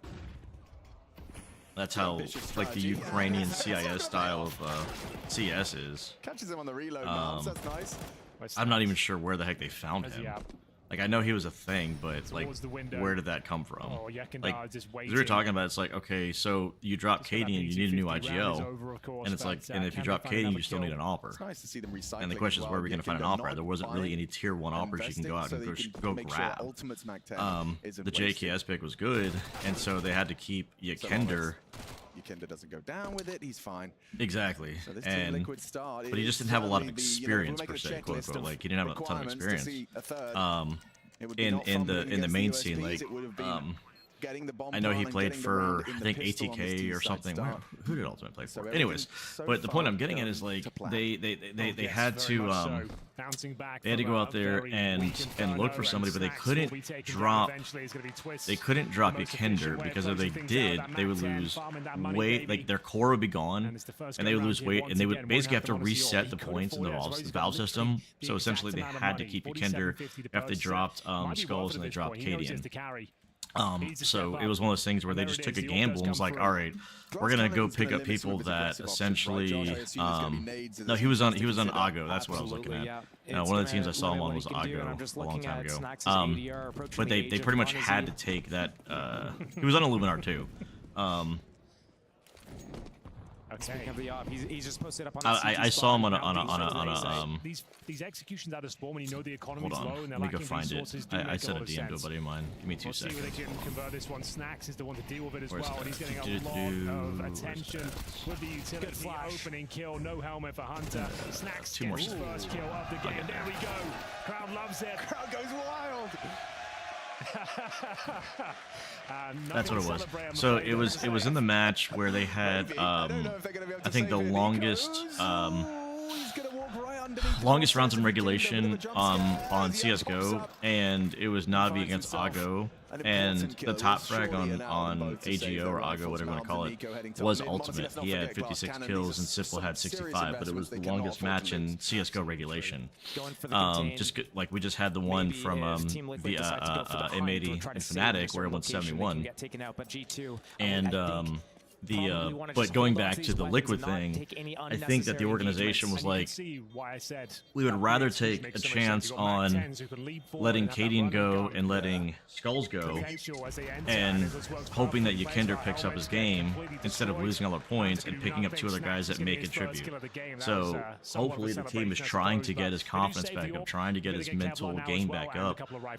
Geez, Snacks is 1-12 with 30 ADR. All right, well, you need to do something, Snacks. but it just goes to show like that the organization feels like two more players coming in will outlay Yikender's potential lack of impact, right?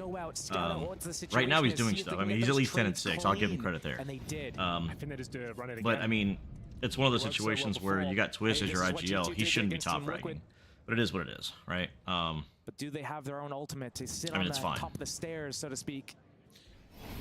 All right, towards middle we go. So they're throwing the same utility, but actually making their way towards middle. Nico spots it early, though. Drops a defensive smoke towards the connector. They'll offer up on a return. And it's going to be Monacy towards Shaw. JKS. Yeah, I mean, I love how the game is continuously evolving. It's continuously changing. And that is becoming a thing where the passive opper... So you need an impactful opper to some extent, okay? Whether that's passive, whether that's aggressive, you need that impactful opper, right?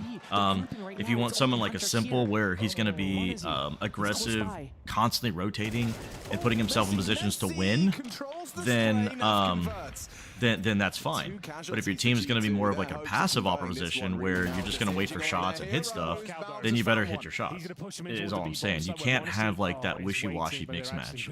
Like right now when we're watching the Spirit match, like Shiro had zero impact in the game. But the only reason why G2 is relevant is because Monacy's hitting his shots, but he's an aggressive opper. He's constantly he's constantly moving around the map, and that's what we saw in the Simple kind of op, right? Is that style, and we like that style. At least I like that style personally. Like the opera on our team, his name's Antho. He's actually my co-host, but the opera on our team, he's a very rotating kind of opera, very aggressive. He'll hold positions. He'll rotate around the map. He understands Counter-Strike theory, if you want to call it that, getting inside the mindset, the mental state of a player in general, and can almost read the team, kind of. So it's good to have somebody who just understands the game in general. It's really good. And picking up Ultimate and just allowing him to do his thing. Like if I had to guess, Twist probably just says, hey, just go frag and we'll work around you. Like we'll play around you. It's probably a very good feeling when all he has to do is just worry about his other players. It's like, all right, go have fun Ultimate. You know, it's probably a good feeling. Allow more people to focus their attention towards mid and A and help you out. And in that process, and also an impactful opper, like if you hear a shot go off, you're like, crap, we don't want to go in that direction. But he could be the only person on site, and you could be running back to the other side into a stack. You know, all that stuff comes into play. All that stuff is relevant when it comes to Counter-Strike. Because if we know that you're going to miss your shot, or you may not hit it, or you may not be there, or you may not be peeking over smoke, you know, it makes it a whole lot easier where it's like, okay, you only get one shot off. If you don't hit it, you're pretty much screwed. No lack of confidence in that department, but it did result in a comfortable. And understanding the flow of the game helps make those decisions way easier. I mean, last game we never. I think Ultimate had an op once, and I don't think he hit a shot. Like on Inferno is absolutely crazy. The fact that Liquid picked Inferno is crazy. Like who picks Inferno? Oh yeah, that's usually the leftover map. Who picks Inferno? G2 looking very flat, but they do save the AWP. Monacy, he needs to start carrying this team. He needs to find some high impact here if possible. Because what was left over? Ancient? If I'm not mistaken? 2 smokes left in spawn from Liquid, so a very good. This might be set PC. Looks like it might be a kind of double pump. So initial util implies early and fast B. The incendiary delays the flash pressure. This is it only considers, okay, so the Na'Vi Spirit match was considered a 5-star match, and this one's considered a 3-star match. Really? What the hell? You don't think Liquid and G2 are good enough to be a 5, even a 4-star match? Anyways, the leftovers nuke. Oh, that's gonna be fun. That's gonna be fun. So he smokes window and looks to be connected. That's fair. As well. Liquid ban ain't shit. They've got 4 mid. That's fair. Like I didn't look at the bans. I got here kind of late for that one. It's all a ruse though. Liquid ban Ancient, G2 ban Anubis, so then they go into Inferno. I don't know. As far as like the leftover, I'm like between Dust 2, Vertigo, and Nuke. I guess leave Nuke left over, but I don't know. It's just really interesting that they just picked into Inferno. Scrambling. You see they've got no information. The comms are all Just a mess at this stage. Monacy core rotating. He has no impact. I mean, at on the this point, orb, and I'm Twist seems to looking be at it ready for like, Nico's okay. rotation here. Beautiful shot. Round done. Unless something unbelievable was delivered by Hunter. It's held. Not nailed, but converted. Twist and JKS bring him down. Oh, boy.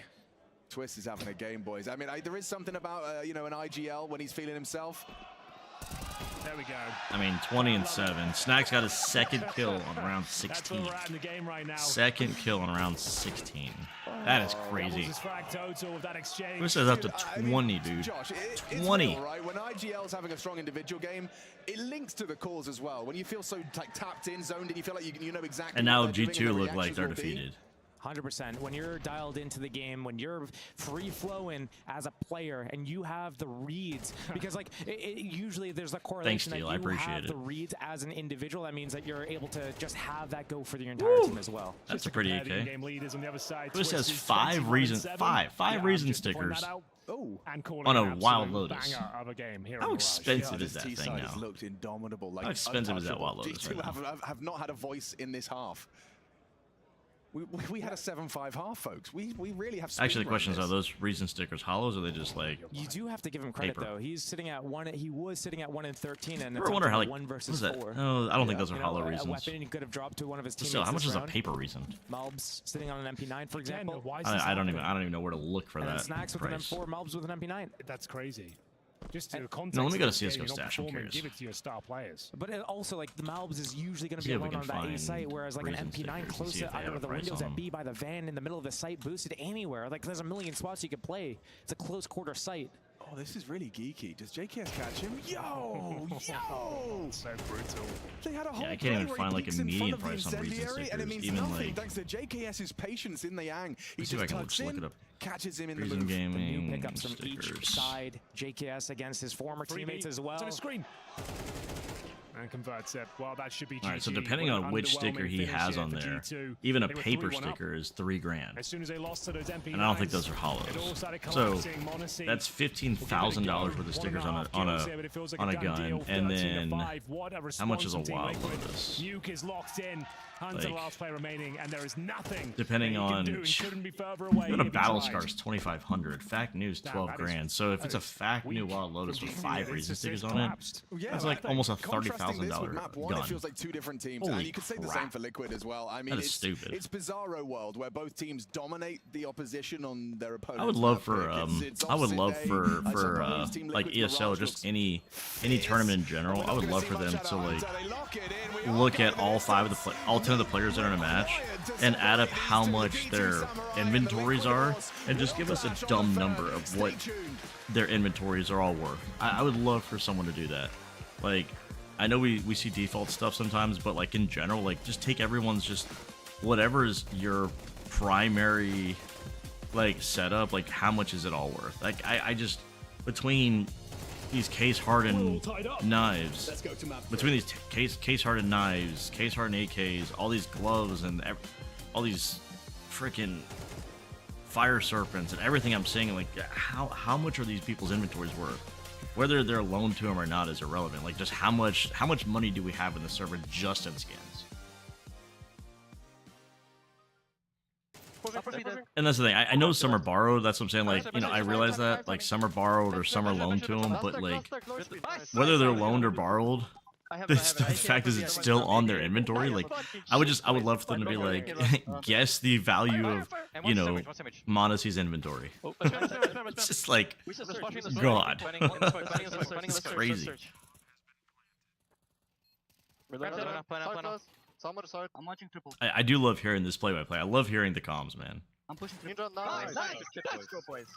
Good shit. Let's fucking spam. Yeah, let's go. Can you nade it? You guys should just nade it molly together. It's people Tetris. Fire. Tetris. Rifler. I'm ready to swing left. Yeah, go. Swinging. I love listening to this. Push close sandwich. Wait. I'm gonna jump. Ready? Yeah, okay. Nice try. Yeah. Nice. I'm saying B. Jungle, dude. That's it. Default. I killed the upper. One more con, 100%. One more con. Passing con once. Can you flash? I'm running guy. Passing gun. Fight together. Like they're talking so much better than they were like in the last game. Coming back over B. Like they feel so much better. It's okay. Can you cover me on CT? I have jungle. One CT. One CT. One CT. I have short. B and CT. B. I have jungle. I have CT. I go short. I'm holding CT then. One is in. Dead. Let's go B. He has speed. I'm holding. He has to take two, I think. I have a nade for the bomb. Nice, go for it. Bro, they just didn't know what was happening. I got you. I'm flashing on your shot, Roland. Thank you. Flashing. Ah, they were so happy. That was awesome. Actually missed it. What a blunder! Alrighty, Liquid bring it back. They take us to 3 maps. That's what we wanted here, Malta. And now we're going to go into new. So ultimately, who's your favorite player, Hava? Like who's somebody you absolutely just love? You love watching. You want to, whether you want to emulate or you just enjoy watching. You know how they play, how they shoot, how they aim. Like who's your favorite player? And if you can't pick one, pick 2. I don't care. I'm just curious. Who's your favorite player, man? You need to know who is moving when you need to move. So the first thing that the CTs want to do is they want to defend the sites. A site is accessible from this main garage and then mainly through Squeaky and Hut. B site is accessible through ramp, which is easily defended. It took me a while to get behind the Ultimate train, but after watching the Esports World Cup, after they actually brought him on during the player break, and watching him at the Esports World Cup, I ultimately knew that he was going to be somebody that we could truly get behind. So I can respect the Ultimate pick right there. But if the T's are already downstairs, you don't want to come down. You poke your little. I'm going to be honest. I was also I was throwing a pity party. I didn't want to be a Donk fan, but I'm a Donk fan. For the CTs to know if you're outside or not. Talked about this in literally our last episode, but the Donk, we were looking at his numbers. He's quick. He's able to sit if you don't know, if you're actually, I want to see if it's still the same. Hold on, give me 2 seconds. I want to pull this up right quick. We don't care right now. Because I don't care watching. I don't care to watch Steel right now. But Donk, his numbers in the last 3 months, first off, his firepower is at 100. All right, the dude literally can't get any better. He's got a perfect like everything when it comes to firepower. All right. So his rating on his team. All right, just for kicks and giggles. Or if he wants to go on top of this mini garage, or how he wants to go. It went down a point, but he's at a 137. These are the smokes that G2 will normally throw. Those are simple numbers back in Go days. Do they throw these other smokes? I don't know. I don't know what else to say. Like those are some stupid numbers. All right. And here's another thing. The kid is still 17. What were you doing at 17? What were half of us doing at 17?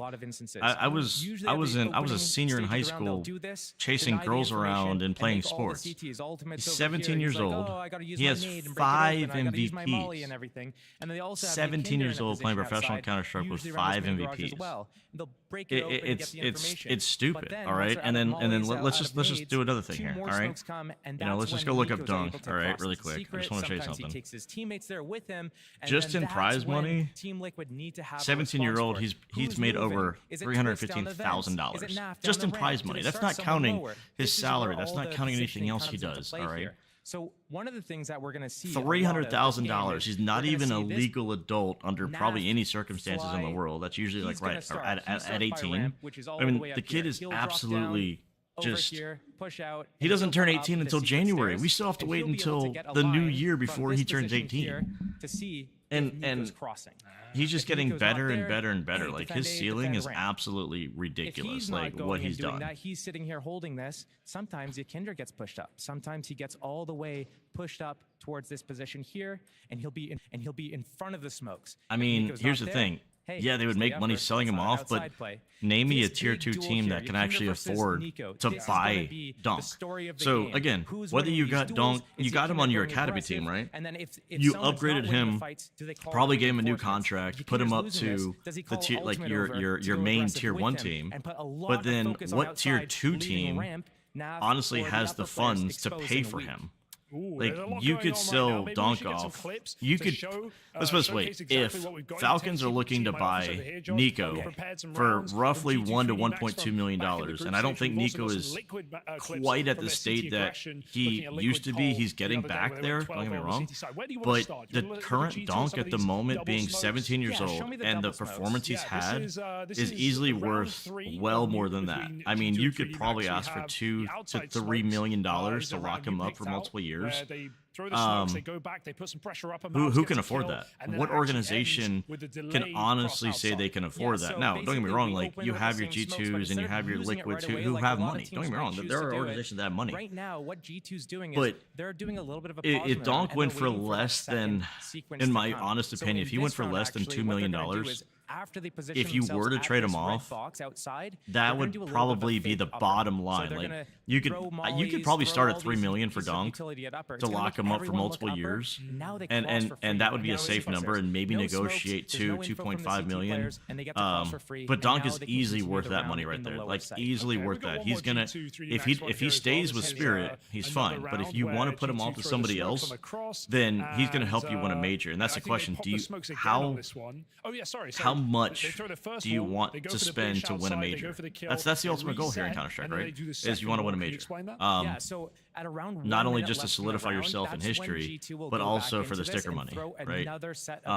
So ultimately that's where we're at. You know, but the next question is, okay, some of these tournaments like Blast World Finals and a couple other things that are coming up are starting to have $1 million prize pools. Or are we gonna just wait between that they're doing a fake? Between that and some other tournaments like Pro League $750,000, we're gonna have to start increasing the major prize pool because then it's not gonna be competitive when it comes to the earnings, right? I think the sticker money for Paris was like $110 million in sales. You can afford to increase the prize pool. I'm just saying, like you're earning plenty of money. Okay, whether it's through streams, whether it's through sponsorships, whatever. Like our majors are going to start needing to have more money, like 1.5, maybe even $2 million prize pool. Like we're going to have to start having that consideration because if Blast can afford to have $1 million prize pool for an 18 tournament, we're going to have to start considering our 2014 tournament as a major to have more money. Just saying. But again, you could easily sell Donk off for $2 to $3 million easily. Not every player can request that kind of money, but right now Donk is another simple. Like you're not going to find a player like this very often. He's a rare player. Watching him play, he has very good game sense. He has very good mechanics, a very good foundation. I was going to show what it looked like from the side of the CTs. That's my 2 cents. Where they're moving outside. Only because sold out by the Molly. Being a fan of sports, whether it's football or baseball, I like watching football. Used to be a huge fan. I kind of switched over to baseball. Huge baseball fan, but I love seeing these contracts. I love seeing how much teams are willing to pay because they want a World Series, or they want a Super Bowl trophy. Like they want to win. Like what's the point of playing the game if you don't want to win? I mean, that's the ultimate goal, is to make money for your organization. Just like how we kind of commented on M80, they lost Mobs. They probably made money from that trade, right? They probably made money from the Mobs trade, and then they went and found a North American talent in Lake, and he's actually paid dividends. Like the dude is good. He's helped them win, right? And so when we look at someone like that, we realize that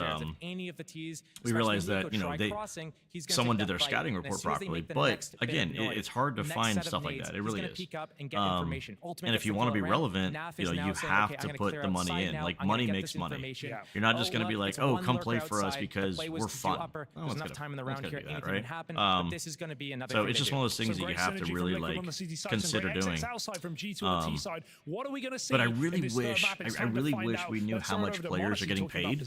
I would really love to know those numbers. I would say Nuke. I've heard some small numbers from like tier 3 teams, how much they were willing to pay players to play for them. So again, I've heard some like smaller numbers where like I overheard a conversation where there was a tier 3 player getting paid like they wanted to pay him like $2 grand a month to play on their team, to play like in the like a main team or something. But again, it's those are small numbers. And to me, I'm like, shoot, if I don't have to work and all I have to do is just play video games for a couple grand a month, shit, I'm okay with that. Especially if you're living at home or you're in college, okay, I can live with that. You can always break them. I don't know. You're just. But I have told some of my guests that I work with, and just in general, First of all, you I love the fact that play, you I would can say, actually active, go to and, college on you a just try to full help ride scholarship teammates to to, play a video for example, game take for the better college positions, because make they better want to setup, win. because They you're want to be offering good. They want to the win. Just like how you're gonna go recruit someone to play, you know, be a perspective, quarterback what's for your happening in front of you know, can college help them team, right? like, You know, go to the whether direction, it's the you know. Bulldogs or Playing whether with it's, you know, on this position is also very nice. you know, I like really Ohio like State or something. Like you're playing gonna go actually with recruit rifle people. in heaven, The same thing is because like, as I said true before, when like, it comes to you're very close to you know, everything, esports. and You know, they you will want the make a best League of signal, Legends for players. You want example, the they're bringing best, out you know, ramp and Counter someone Strike will spot players, ramp from Rocket League behind, players, then whatever. You will know, be ready to punish 1-2 or and it's everyone really can, you know. interesting When you play to this see position, just first of to all, see you that, direct right? your teammates what they can do. You can push lobby, for example. You can. I don't know. react I someone like else that when they do, for example, smoke we are sound at step, right? least Like, you willing can just basically to load up, like everything. give an You just need idea to and make give a the right thought call. process to the Sometimes it's fact that we complicated a can little play bit, but video games and don't it is try to make it entertaining, complicated. Make and it you easy can make a and credit of keep it it if really you simple. are part When of I, that started playing Yoke, I was watching 1%, simple right? load. Not everybody can do it. Not everybody Because, has the back mindset. then, Not everybody that has the time, reaction simple time Yoke was the best player, or anything like on that. position, Because and nobody was even something close else to we me. don't talk I just about wanted is to know the how mentality he- behind it, the how he mindset, the mental rotates, behind it. how he thinks and what The reason why we put kind kids of in sports is stuff because he we want does. them to When not you just play learn how to actually the win. position, like, We you also can need be to everywhere, you know, you don't need to have to be teach always them heaven. how to You take a can loss, even go right? straight from How many round. times You you can sit there and go take a because loss the and you're just garage, down on for yourself, or example, you yell at you your can shoot teammates, there, you right? can So top lane, you it's can- one of those things where, you know, jump it also default, teaches because he people, can you know, do how to a take a lot of loss, things. how to handle it. Like, it's not all about, you know, being mean to yourself. Like, you just have to get over it and realize that hey, you know, not everyone's gonna win. Like, participation trophies just aren't a thing anymore. So it is good that we can get that in high school levels and college levels and get people going.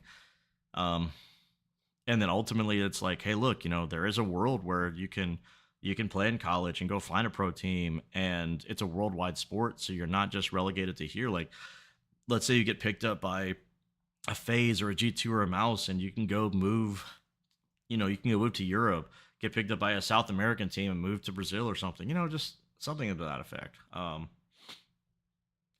like where the community and the industry is at the moment when it comes to CS. It's grown a lot, and I'm really happy where it's at. And I hope it gets better. It looks like it's healthy because Starladder's wanting to put their hand in. PGL wants to put their hand in. We have so much Counter-Strike coming up in the next at least couple years that we can honestly count on it for being here for hopefully another 20 years, right? Counter-Strike's been around for a solid 15 years professionally, and like I see us really being able to carry it into the next generation and start developing players properly, and pay them what they're worth per se, right? So seeing somebody like yourself, you know, trying to make your main team and everybody's practicing together and playing and having that confidence that you can make it into the advanced league is freaking awesome. I love that for you guys. And so I want to be here with you, you know, to grow, because it's nice seeing that happen. It's nice seeing that growth. I like seeing the growth a lot.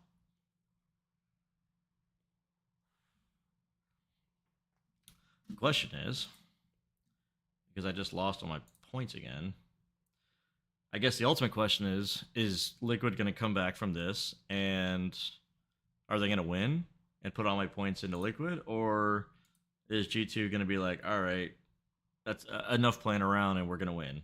So, like, it's funny. I went Liquid, I think, on map 1 and lost. I went G2 on map 2, lost. So what do I do? Where do I put my points in now? I don't know, because it's like, are we going to see a map 1 Liquid show up, or are we going to see a G2?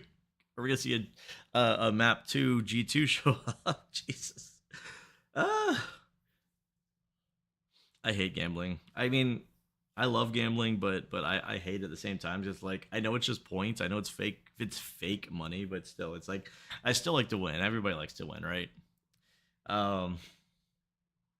You know what? I'm just gonna put my points in Liquid again, and we'll just put 2,500 points on them, just to be like, all right, let's just have fun. I'm a Liquid fan. I'm just gonna go with Liquid. I'm gonna call it a day.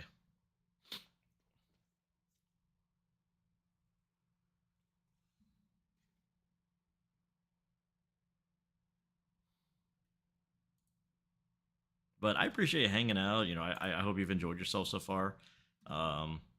It's definitely been fun. I'm gonna definitely be doing this more often now that I've got my Streamlabs set back up. I've been having to fix a few things. I've been having to try a few things out and see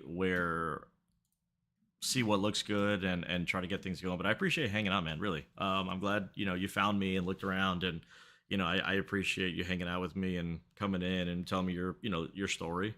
And by all means, like I plan on doing this more often. Honestly, I probably can't stream tomorrow because I do have kids, and I'm going to be hanging out with one of my kids at their softball game all day because I have two kids, and both of them are on competitive travel softball teams. I have two girls, and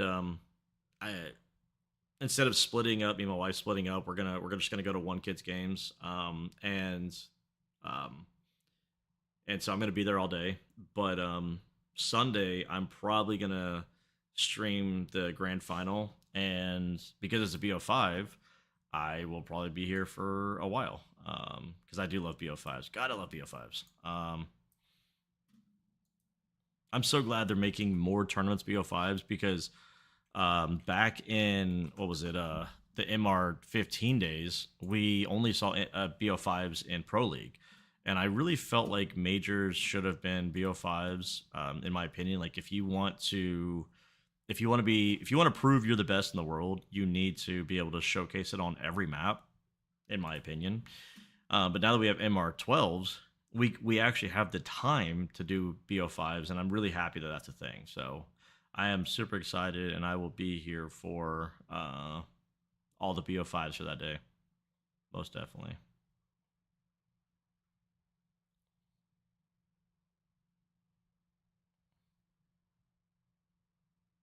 Should be BO5. Where is it at?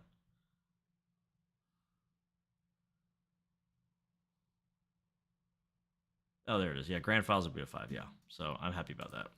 All right, let's turn the sound back on. So we'll see Liquid starting on the T side. Where did all of these nades come from? They learned from Inferno, Alex. Yeah, okay. Dude, so no one's got Kevlar. Okay, ultimate does. Yeki and Naf and Twist all going Kevlarless. Okay, this is technical. So flashing top, but the bomb's on T roof. Is this a fake? Oh, it's not gone well. It's not gone well. Nico and Modesty. They're back, baby. Yeah. Oh, looks like I haven't put my points in the wrong team. Just starting off with Jesus, that's crazy. That's a very quick pistol. Team that Liquid was such a very grandiose fast plan, Holy and it just crap. but we shot you in the head. There was a team flash, I think, because the players running outdoor were blind. Yeah. I don't think the CTs. I don't see in which universe they could have been the ones throwing the flash. Actually, Hunter had one. Maybe it was. Oh, it was a flash from. Oh, no, it wasn't. He used it earlier. No, he used it at the first wave of the execute. That's crazy. So then that was the Liquid's flash. And flash players coming outdoor. Nico finding 2 kills. So they not a great start. One of the flattest GT performances I've seen on Mirage. That was. It was so difficult to watch at times. Like, just kept running into the ultimate orb. Monacy had the orb once, I think. This is going to be painful to watch if Liquid can't get any momentum. I think it's, getting caught up. I don't know what's worse to have at map 3, if it's Nuke or Inferno, because like, Nuke is a very odd map. I'm not a huge... Nuke is a technical map. I'm going to be honest, I miss Overpass. Try to find some entries. You got guys like Nico, Malves on the rifles, obviously. I hate that they took Overpass out of the pool, personally. I enjoy the fact that it was a technical map, but Nuke is a very technical map. And it has a lot of levels to it, and so playing this for map 3 is really interesting. Against the Glocks here, should be no problem, especially for Monacy. Let's get him in his zone. There's a crate at the Yekindai. Let's see him in Yekindai died. Are you serious? You hate to see it for he him. Fell off Marshmallow and died. Wow. Monacy at range. All right, good talk. So they do work at range. Apparently. Just got to find the rhythm. Oh, we got a full house here tonight. So first investment here, but it looks to be one of those kind of because he got shot, he couldn't make the ledge. That's crazy. Mac 10s here, and you would assume somewhat of a set piece, maybe the smoke towards outside. Unless he stopped himself. Those are your most likely outcomes. Unless he stopped himself from moving. I mean, that could have been a thing, but it's just crazy that happened. Oh no! Oh, it's fine. It's under control. Could have got a bit awkward. Still can. Oh, just double agent. Right behind you, right? I mean, you don't. Nobody's looking behind. I mean, the comms are absolute. Comms are absolute trash. Oh, Taz is loving it. Bit of crowd work from the man behind G2. Yeah, let's go indeed. That's the start they needed. 3-0. Looks a little bit messy This with is the embarrassing. jump to kick things off. Completely blind as well for Hunter. Yeah, bro thinks he's on the team, but Like a death gets a match, couple bro. in the back, secures the round. Like they must have heard footsteps and thought that he was behind them. Like that was their own team. Like it's crazy. Oh, nice rumbles. Oh, he had an opportunity to smoke, guys, as they jiggle out. Malbs does go down in the opening exchange. What are you doing? Hunter just accelerates into the lobby. Snacks is behind him. Giakinda treatment. Massive multi-kill on the lobby defense. And all of a sudden, up against it, but 20 he's seconds in the looking round, sharp. it's He's looking dialed in. Delivers the final blow. Liquid are on the board. I don't know what they did or what they said, but We've gone through 4 rounds of Counter-Strike in about a minute. In this CT side. I've never seen anything like this. This is Players crazy. just rushing in willy-nilly towards CT. Why is Hunter being so aggressive? Doesn't work out I mean, that round, I guess he's and, just trying to I feel like disrespect them. Snacks Jeez. Probably should have traded this kill that came through. Yakandar dominates the lobby. Oh, Now, man. On towards the roof. Some lovely shots. We've gone full death. Some nice shots, though. Good lord. Yes, indeed. I mean, they did the same thing in the previous round, but then they, All right, they let's were get expecting a excited. full Let's buy. get a few They more saw it was a half rounds. buy, so maybe 3-1 they I just can said, live let's with. repeat the call in the gun round too. Didn't work out. All right, let's slow it down just a more of a little normal bit. pace this time around. Let's hope so. Woo! Nap just ate a nade. Monacy on the AWP couldn't really get going on Mirage. A single orb kill for him. Very rare. Monacy's got 8 kills already. Now he's been super aggressive towards Ram, but he has got the backup of the AWP behind him. Looks like that first kill is coming in, no problem. Malbs might consider a little flank here with that opening kill, but it's a 5-on-4. JKS working towards the huts and push back. Yeah, but look, again, There just it is. stubborn on lobby. Hunter's coming in with Malbs. They're going for a full lobby clear. So they got Trophy. Thinking twice about pushing the issue.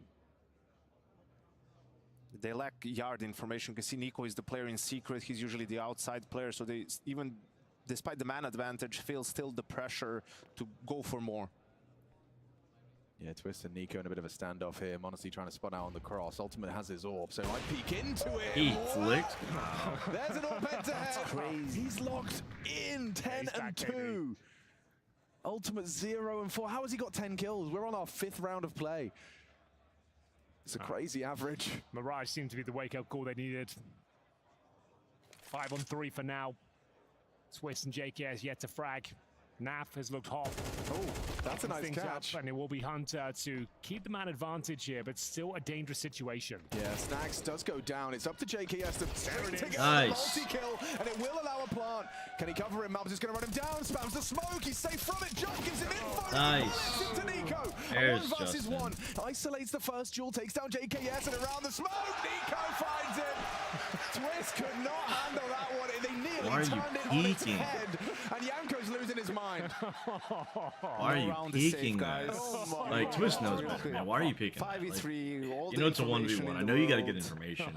You know Still where gets he's dicey. at. That Like, was winnable in the end. That's crazy. he's shooting the smoke, so you know he's in front He of just you. see a double scope. Yeah, dude. You're dead on. Nico tested at the I'm end. just curious there. how Should Nico have been a saw that, comfortable if I'm being round. honest. Anything but, unfortunately, I- they do get I the couldn't 4-1 see it through the scoreline. fire. Bomb planted, and our That's first crazy. tactical timeout by the sounds of things here. There's money to buy for Team Liquid by virtue of the plan and the kills found. And we're going to see AKs across the board. Ultimate cannot afford the AWP. And Nico managed to get Monacy's op as well, Okay, nice. but the rest of the players don't have a lot of money, so they're going to have to make some concessions in this round in terms of the buy.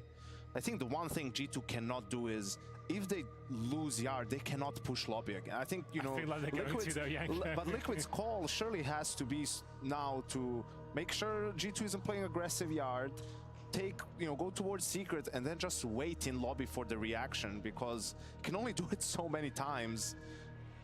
They need something different, whether it's maybe sending Monacy down secret, Oh, this is the having spawn smoke. him play.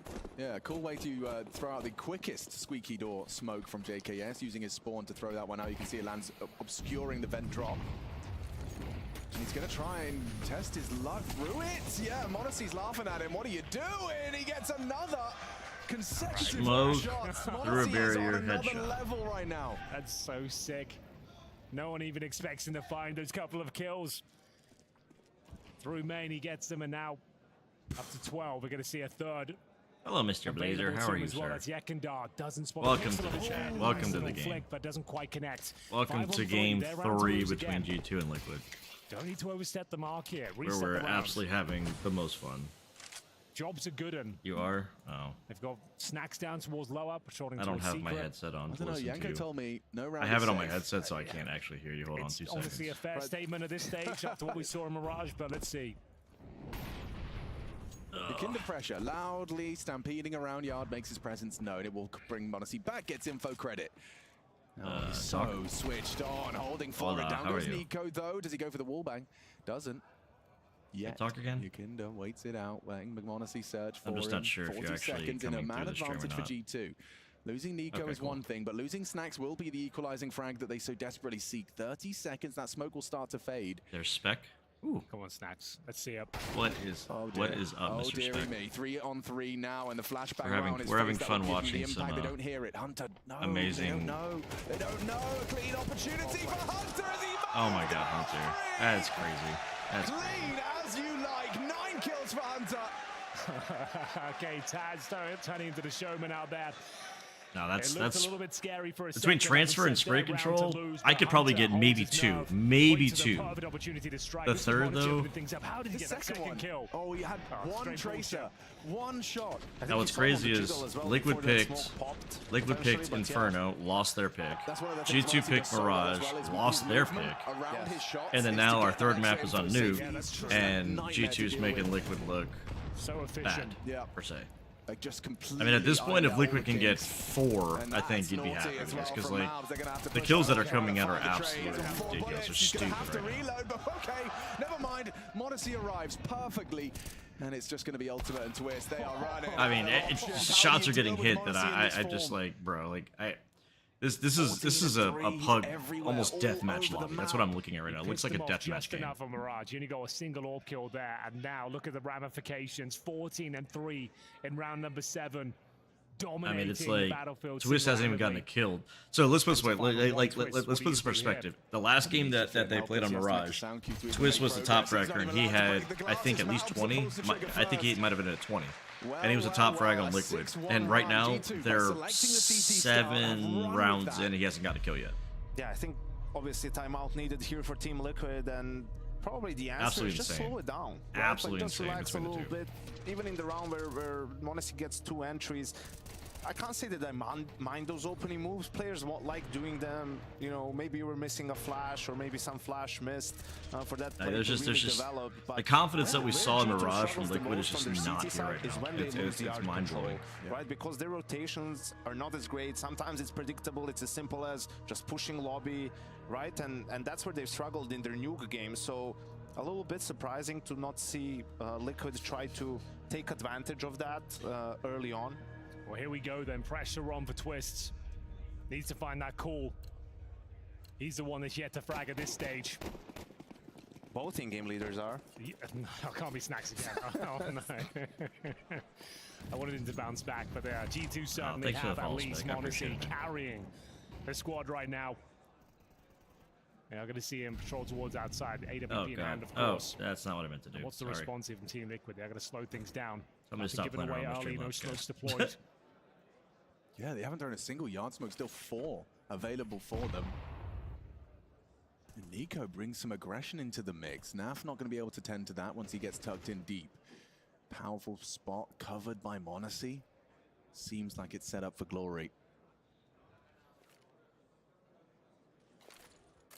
I don't like this re-smoke before. Yeah, I want to stream tomorrow, but anything, I was telling Papa that I gotta. One of my kids is. Both of my kids are playing travel sports tomorrow, so I gotta go watch them. Not got to, get to. Ooh, that's a missmoke. Oh, it's not that's a missmoke.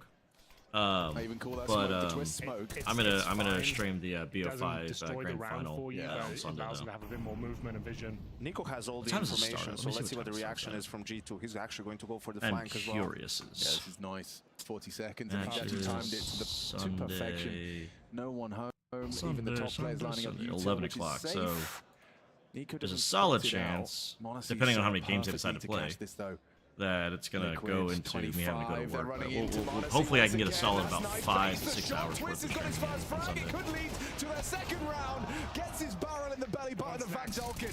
Nico, Snacks delivers us his first as well. Makes it a pair. Jesus. Ultimate though, a bit of a playmaker. Is there a 1v3? 8 seconds. He hasn't even got the chance to plant. He's going to be running into Snacks. A triple kill. Snack just plays around the side and gets 3 kills. It's crazy. Love to see that. Well held. Good job. That's all he had to do. They run into his One time Snacks contributes.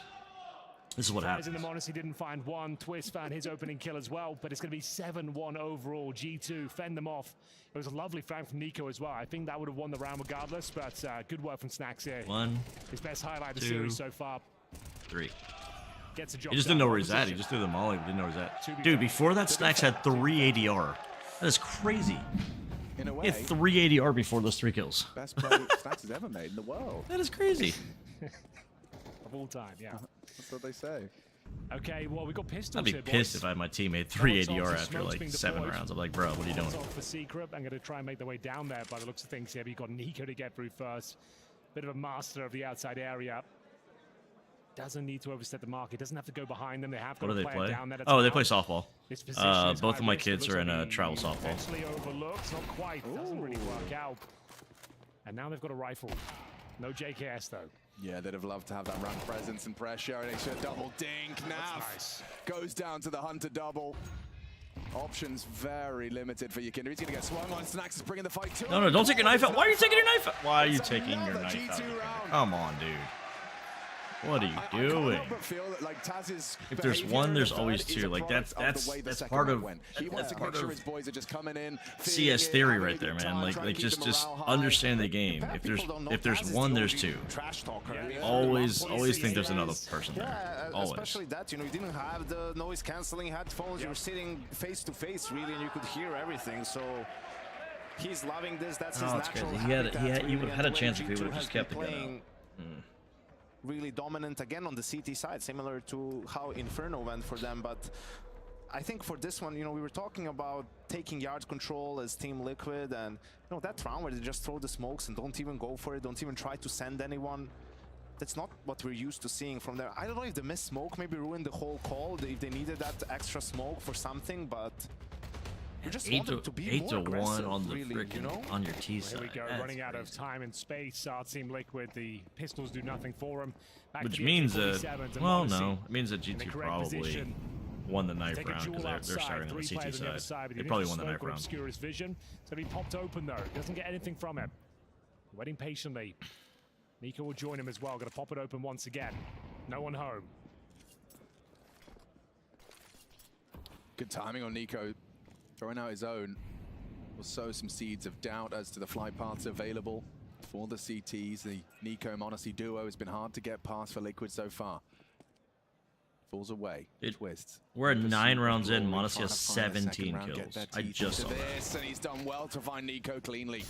Can't get away from Monacy. Okay, 18 now. From the heaven position, and Monacy giving himself options with that smoke and go from different elevations.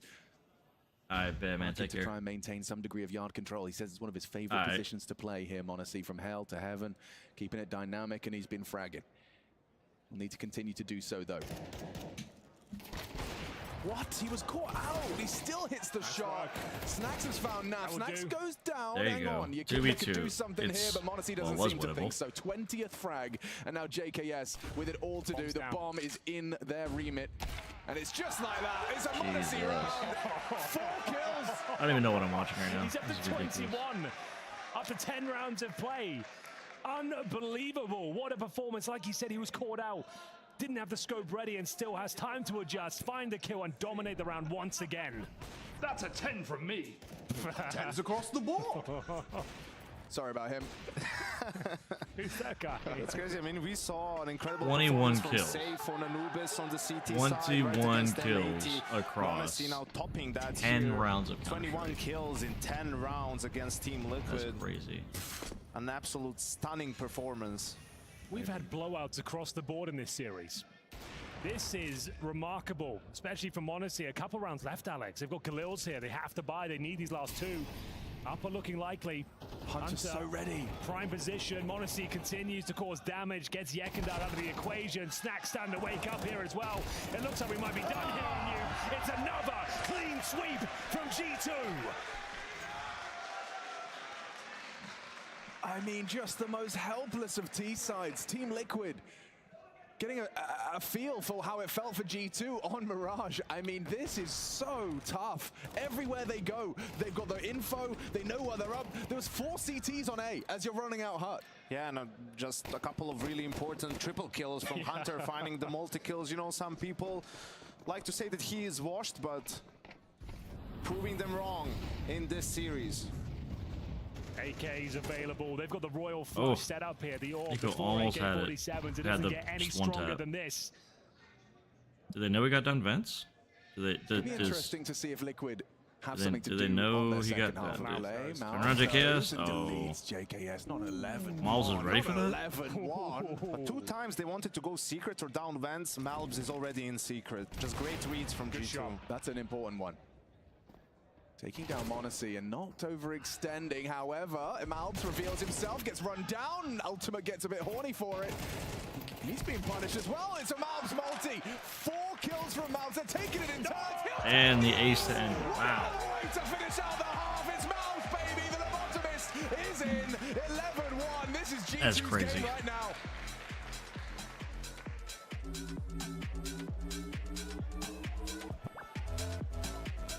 Now 11-1 half. What do you do with that? What do you do in 11-1 half? I don't actually know. I mean, let me go look at the stats right quick. This is crazy. I mean, are you gonna be like Kerrigan and reverse sweep in 11-1 to make it overtime? I don't know.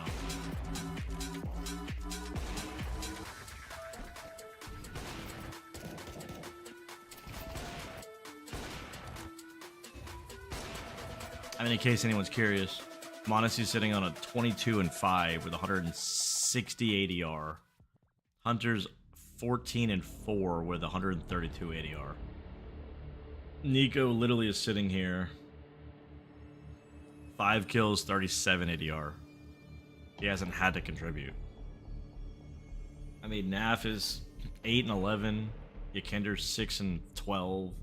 JKS has 4 kills, Twist has 3, Ultimate has 2.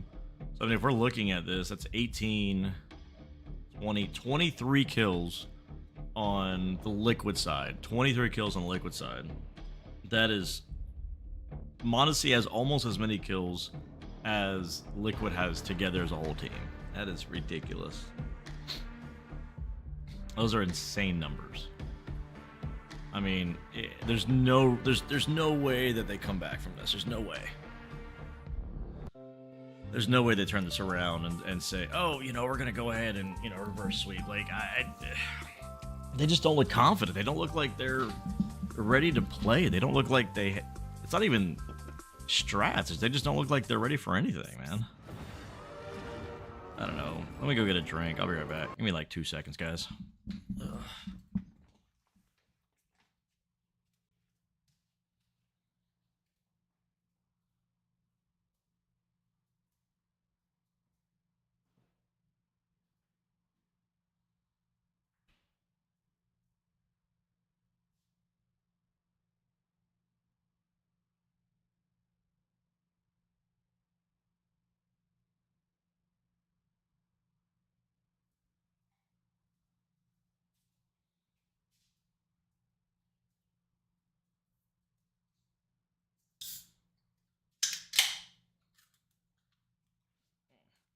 I grabbed myself the drink of gamers. A nice little Code Red here.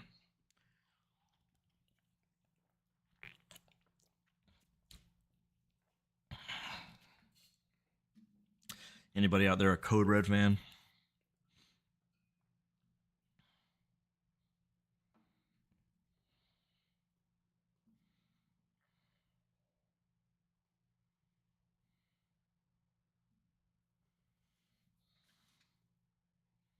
I don't know. I'm not even sure how much longer this match is going to go. I mean, clearly you got to start with the pistol round and just well, be a professional and grind your way up from there.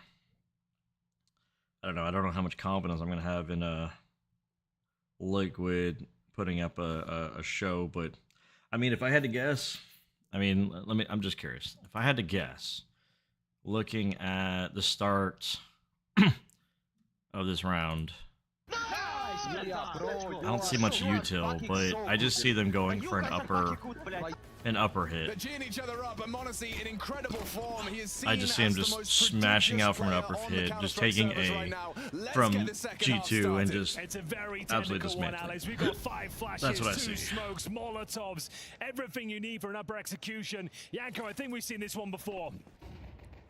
Oh, they're testing the top site, and it's only Yakinda home. This is uncomfortable from the get-go. They came prepared. I mean, there I is called a kit it, in but... play. Naf has that. Smoke on twists. They're going to have to piece this one together if they want to have a voice in this quarterfinal. Okay, so it's an upper lower. This gets even more uncomfortable. No one's home, and now Ultimate just walks into the crosshairs of Snax. It felt like this pistol was for the game. And now they have to do it with a limp. Nice one back. Twist gives us something they to do have a talk kill. about, It's the something only to thing believe in going for for Team them. Liquid. It seems impossible, improbable for sure. Okay, there was a kill. 3 kills away from taking 12. A single round for Team Liquid in the first half. It's all on the kit now. It has to be a defuse. Victory by defuse, their only option.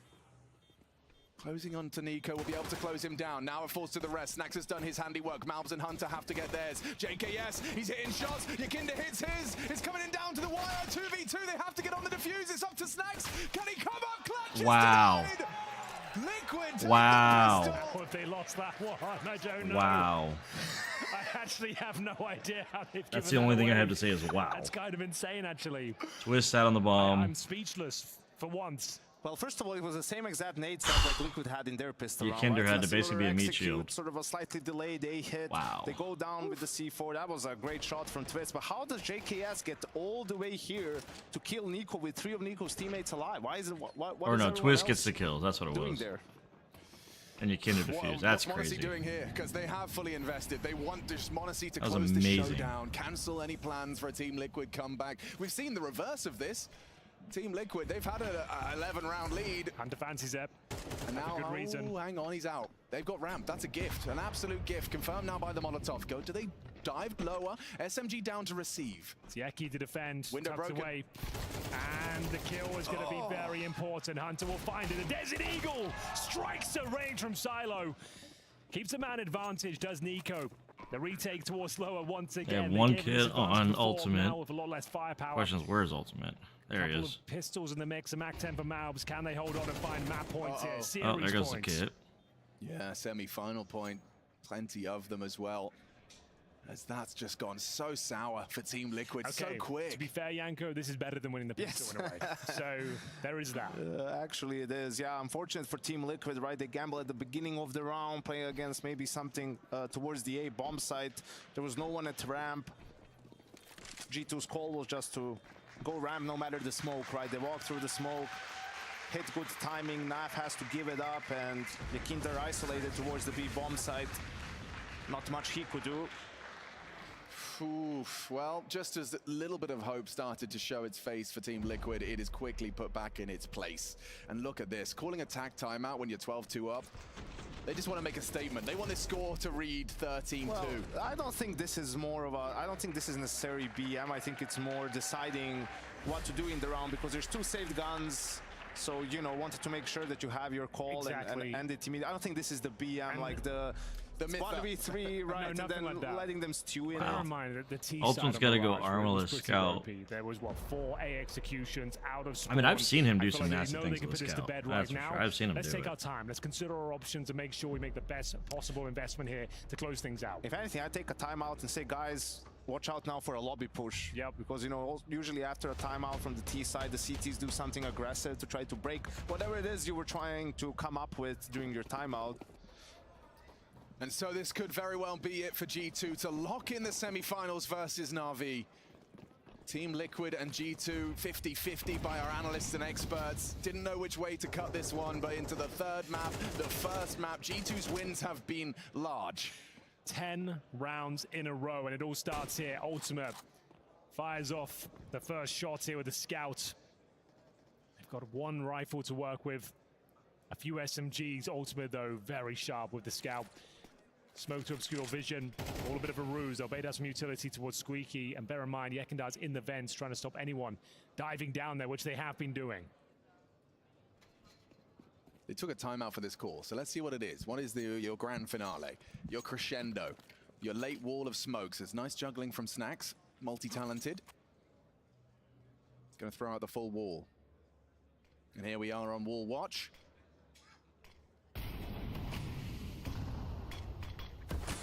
Double thumbs up. Here we go then, this is it. This is the GG moment. CTs have enough to fend this one off. Can they find the positions? Can they find the control? Good damage. I mean, right now it's looking good. Flashbangs in, and bear in mind, Yekindar was down those vents. JKS with a double. And they dropped the bomb, they dropped the bomb. Giving it up. 25 seconds remaining, the bomb's down. One down vents, though, they know that as well. Surely may have heard Malbs, unless he did it silently. Yeah, considering the options now, debate the switch. It's going to be Snacks going down, and it's an easy pickup for Twists. Comfortable collection, and 5 alive. I mean, is this the start of a comeback? Off the back of a timeout, no less. Maybe? That's what they came up with. Couldn't break through, couldn't even find a single entry. And Nico just asking, what the hell just happened there, lads? Where did we all go? What was the plan? They're still in a great position, of course, but now cutting it down to size. 9 rounds required from Team Liquid, and I'm guessing we've got, you don't need to force by this one. You have saved an AK. I would say just save up, close things down with a gun round here. No real reason to force buy. Lovely double from JKS, a necessary double. That goes without saying, really. No pressure, though. Every kill for Liquid coming in every round is going to be necessary at this point. This is crazy. Has to be a perfect defense. Oh wait, he's tapping for the cross. He was actually not far off on the timing. They've got plenty of time and space to let these rounds slip by, but I don't think the force buy is going to be the one to close it out. Let's see if I'm proven wrong. I think their buy is going to be bad anyway. They don't have the money for it, so just going for the buy now. Yeah, well, that's a fantastic catch. Ultimate empty-handed. No one's ready for Yekinda. Takes it secret with that AK-47. He's dead, surely. Snacks has missed his chance. He does convert again on the repeat. Puts this round into turmoil for Liquid. Naf trying to tend to the yard gap. There is someone on top of Mini. And a clean headshot from Naf, but that's the trade. Modesty still lives on. Not for long. Twist delivers the headshot necessary. And now 60 seconds. JKS cannot lose out to the dig. Malbs has hit it. Comes down to a 1v1. Twist can't hit. Wow. They didn't know he was up there on Mini. Dominance. 13-3 on maps 1 and 3. That's Nothing crazy. for Liquid to boast in the rounds they lost, in the maps they lost. An absolute master. I mean, it went 3 maps. I'll give him credit. Like, Liquid got destroyed on Inferno, which I don't even know why you kick into Inferno. Turn around, actually destroyed you too on Mirage, which, again, everything that makes sense doesn't, and everything that doesn't is working. That's our new motto at this point.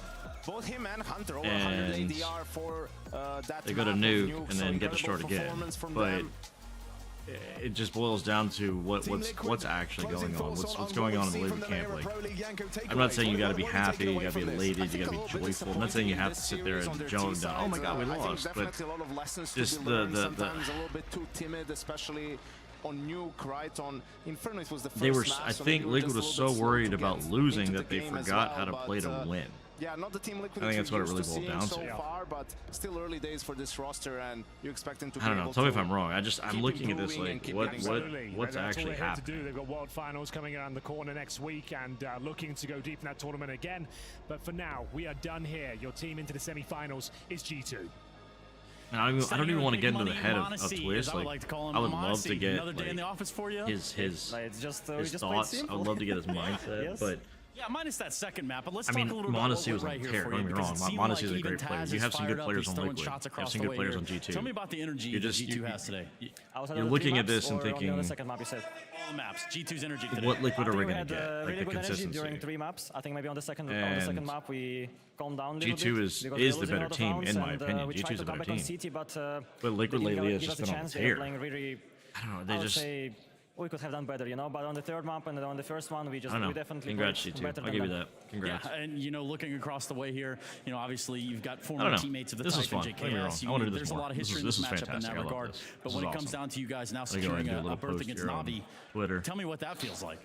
The field just wants to win again. I mean, I want to win against Navi because we lost a lot of games already against them, and it's a bit shame, you know.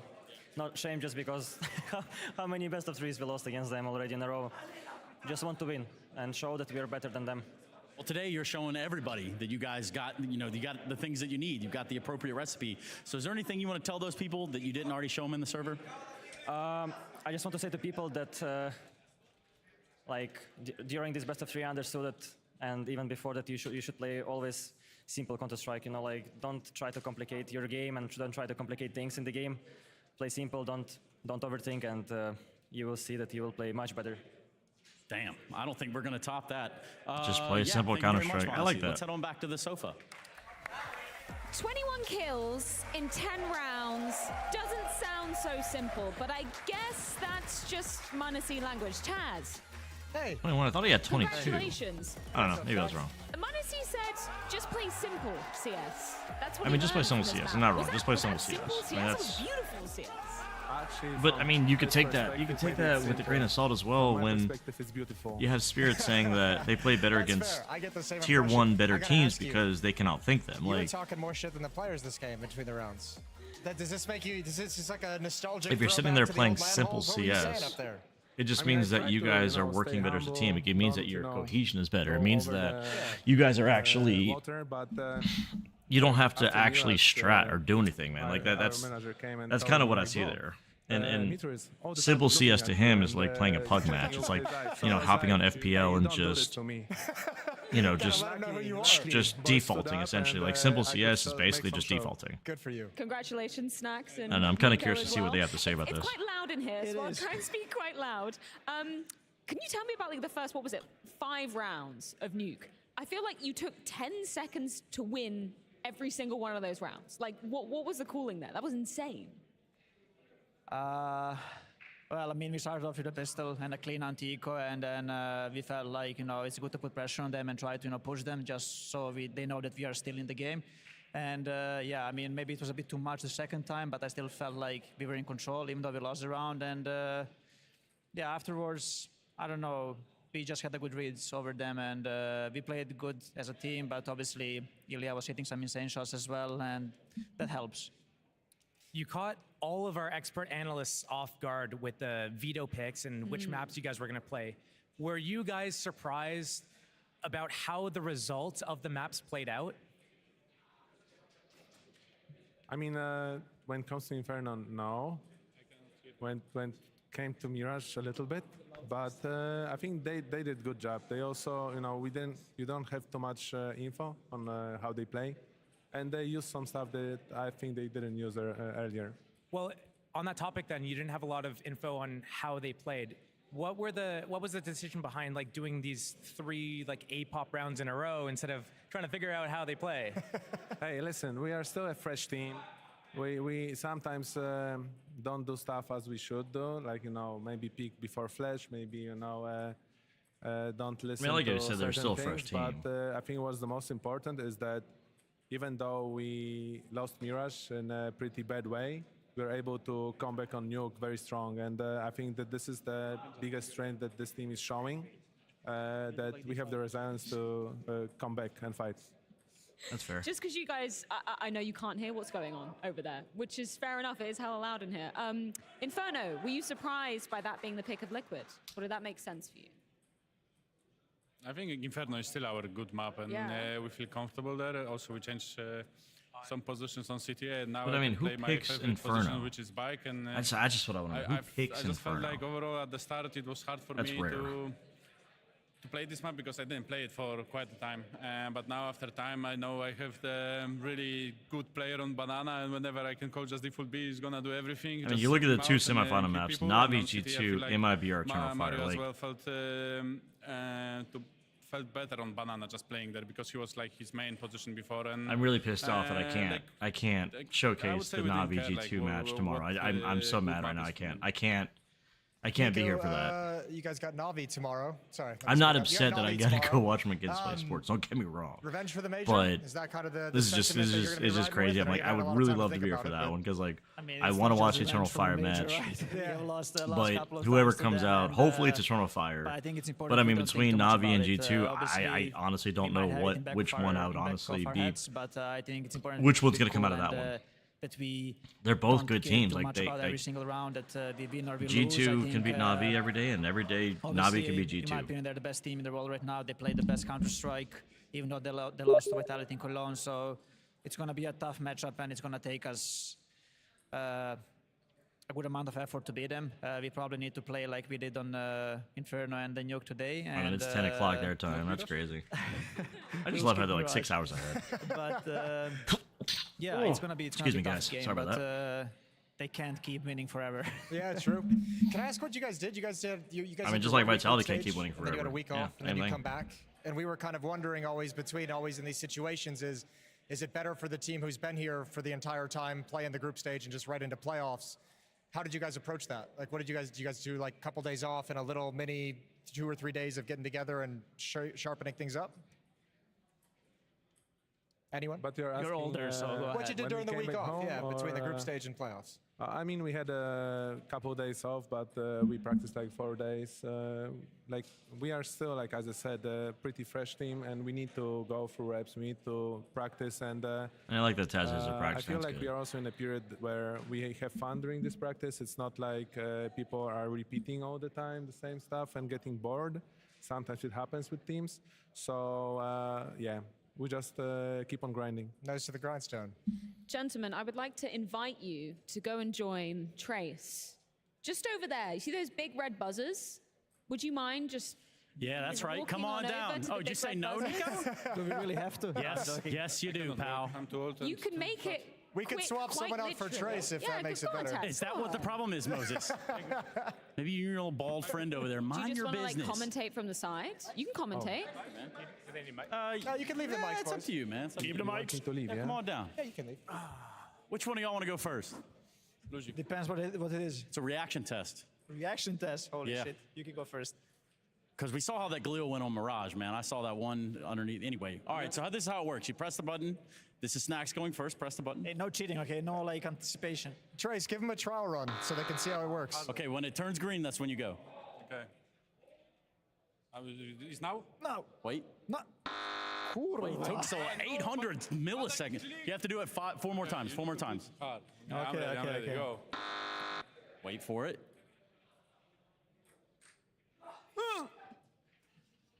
That's much better. That's much better. You got 443 is pretty good.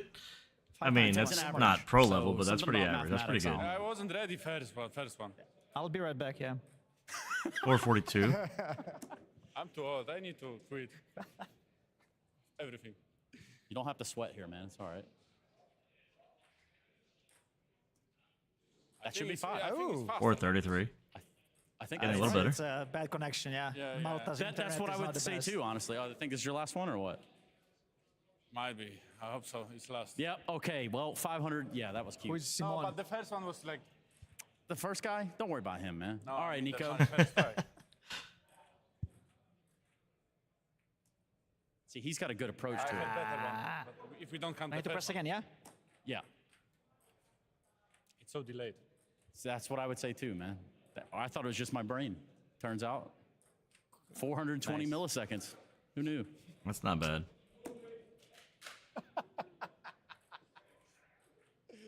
Bet. 453. Wow. Come on, do faster than this. You cannot because it's delayed with this LED or whatever. Trace, you gonna show them how it's done when they're finished? Hell no. Come on. Look, you see what these guys do in the server? I did one of these You last sure they're week. doing the server? Is that your 5th one? No, there's one more, unfortunately. I know. I'm sorry. I wasn't ready for the first one. I would have the same. See, he's got the right approach though, because he's only keeping his hand on it anyway. Yeah, but if you wouldn't count. Who's Simon? He's cheating.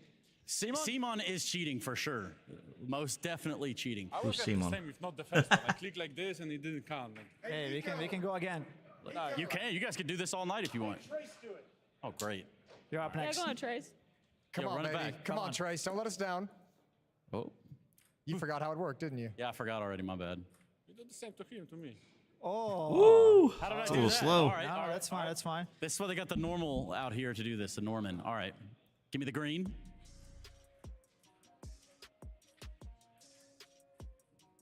Getting better, right? Let's go 3 more tries. Only 3 more tries. Luckily, it takes an average, so. Amplifier probably is so delayed. It will count anyway. 484. I mean, look, it's not my best work. Not gonna lie to you guys. Production might have to cut you off here, Trey. Yeah, thanks a lot, Jason. Trace, you need a ringer? No. Oh! Oh. Yo, what's up? 120. What's up, Moses? Cut that off, little man. Give me one more. That was a pre-fire. That was definitely a pre-fire. Oh. Hey, y'all have a good night. Oh, they won the battle, but they lost the game that mattered. Nicely Say done, what y'all Trace. want to about that. Oh, you want to try as well? You can do with that I'm what good, you man. will, Josh. Thanks, guys. Appreciate it. Thank you, guys. And that was the last time G2 ever came and did an interview with us. Thank you so much, GG. Trace. Yeah, no problem. Anything I could do to kind of ruin it for everyone, that's kind of what I was going for. That was Actually, great. didn't see that coming, not going to lie to you. That pre-fire, though. That was That was a pre-fire. How does a 120 feel? Quick. Like, not everything lasts that long in life. And I'll just put it that way. So do with that what you will, Jason. Sure. Yeah, that was a good score. You did well. Also, what about the DHL MVP vote? Yeah, is that ready? Are you guys cool with Oh my that? god, it is. We know what time it is because of that I mean, it's music. gotta be it's a Monastery. DHL There's no MVP way vote. it's As not always, Monastery. use your Twitch channel points, get them in the chat, and vote on who you think is the MVP of this game, and then that will count towards who we do the MVP interview with. Right, Trace? That's correct. Yeah, like you could probably go through here and vote for Vinny if you really want to, but that's not going to matter in the big picture right here and right now. But we will tally up those scores at the end of the grand final and catch up with that winner. And who would have known that JL looks awfully a lot like Monesi? They're twins. Wow. It is. Sign Monesi. Kissing bro. Yeah, exactly. Wow. They did Odyssey was nasty in this JL, series. but they put. You can say that about pretty much They like put the 90% wrong of the thing series. in That's it. true. Also. Yeah, when he says like this is just simple CS to you, are you buying that, Trace? Well, I like the way that Taz put it. Is beautiful CS, right? Yeah. Like I think that actually makes the most sense because yeah, you're playing the game under how you know how to play it, but to us it's like a work of art, right? Depending on your perspective of things, for the side of Team Yeah, Liquid, maybe they're not. There's no thinking way it's not the same thing. Yeah, maybe they're Not thinking at all. complex when they should think simple. Yeah, that one. Anyway, we do have Hunter up here on the board as well. Jason, what do we know about Hunter? He's the cousin of Nico. That's an easy one right out of the gate. Yeah, straight up. Yeah, he's pretty good too. Yeah. Well, Malbs is as well, Jason. I didn't know if there was some sort of wine bottle you left me out hanging on there, but here we are nonetheless with Malbs, one of the most recent additions, so to say, to this lineup, but has definitely proven his worth. Yeah, the lobotomist, man. He's getting headshots all day long. Nasty performance from Malbs. He didn't like that nickname so much. He didn't? Oh, well, Trace, you asked him firsthand. Is he going with that nickname or? I tried. You know, I think the fun thing about nicknames is you don't really get a saying as to what your nickname is. True. Yeah. You know who also didn't get a say, particularly in the last map? It was sadly Liquid, and I believe we do have Chad on the line with an exit interview courtesy of Mitha. With a tough loss, a very one-sided series on all 3 maps. Your initial thoughts, where do you feel you fell short today? Well, pistols first and foremost. Obviously, it's hard if you go 1-5 in pistols. I mean, we win the last CT pistol on Nuke, and then we lose the second round as well. Obviously, it's a rough one, but Loving the hat, I mean, at that point, the game is Loving the hat. almost over anyway. So, I mean, it's hard to say, to be honest. I don't really feel like that we get to play our game on Inferno the way that it has been going in practice. We've been playing really well and been feeling really confident on the map, and today we don't really look like ourselves on that map. Play an amazing Mirage. Ross is calling like amazing T-side against them. And on Nuke we crumble again. And we have to look into why we're not making them more uncomfortable, because they're one step ahead all the time and we're becoming too easy to read. So there's definitely some work that needs to be done. On Nuke, they were very aggressive out the least gates he's on hon- the at least- CT at least side, he's honest pushing in the about it. lobby against any buy that you had. Do you I think can't be that mad about their it. conversation after Mirage was just to come out and take a lot of duels? I don't really know what they talked about. But it's clear that they made up for Nuke with the same mentality as we did for Mirage, and that was to redeem ourselves from the first map. I don't think that they could recognize themselves on Mirage either. So, I completely understand why they would want to be so aggressive and take the fights on their own terms. And at the end of the day, they just showed that they wanted to win more in that last map, and it's unfortunate. I think that G2 played a really great game. They had a great game plan against us, but at the same time, we also got shackled a little bit too easily, where we need to be more in their face and make life a little bit harder for them than what we do on that T side. Okay, so what comes next for Team Liquid? The events don't stop, right? No, we are traveling on Monday for Blast Finals. So for now, we'll be looking into the game and making some adjustments and getting a little bit of practice done before that we meet up for next tournament. But it's not like that there's anything tilt. It's unfortunate to lose, and we hate losing in our team, obviously. But we also very positive about the future and the project that we have going for us, and everybody believes and loves this project. So I'm just eager to actually learn from this and to do better at next event. Thank you for your time. Is there anything you want to say to the fans before we let you go? No, the support has been amazing. I know that for many of us that has joined Team Liquid for the first time, one of the, if not the biggest esports org, we have met nothing but love from all the fans, the crew, and everything from player managers to the caster at ESL Pro League has been absolutely 10 out of 10. So no, we are looking forward for coming here again next year, and hopefully, just nothing but love for everyone. We absolutely love being a part of this. Thank you for your time. Nothing but love for Myther and Liquid as well, considering this is a much better face than we've gotten from Liquid in more recent times. But with what we're working with now, I'd like to say that there's a chance for prosperity. I think every new lineup learns this lesson at one point. If I had a nickel every time I heard it in an exit interview of, oh man, we didn't play that map nearly as good as we are in practice. And that's not a criticism at all. I think, it's a natural thing to fall into. It's just you hear it so frequently. Yeah. Right, Josh? I think part of it is that you're not really stress tested the same way in scrims as you would be in an official match. And then when the things aren't working right, what do you have to fall back on? Because you're so new, you don't have that layer. And because you've been blowing everyone out in practice, you haven't had to take a second glance at the tactics. The reactions, Yikes. the protocols. So young. Yeah, and you got to be careful about that, Jason. You don't want to get carried away on that in practice for sure. Let's take a look now at our DHL drop. That's coming up, isn't it, Freya? It's tomorrow, actually. Oh my goodness. And you know what?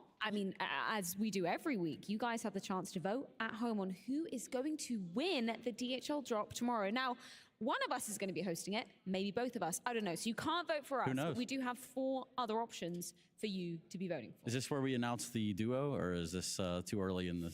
Maybe tomorrow we can debut it. Yeah. Yeah, You guys do ABC have or a D? whole little comedy routine going on right now. Is it a comedy routine or is it facts, Jason? It's comedy. I don't think I've ever been on a team, a desk with you. This isn't even a desk, because why would we? No, it wouldn't make much sense. It wouldn't make any sense at all. But no here one's we ever are. done a 2-host desk before.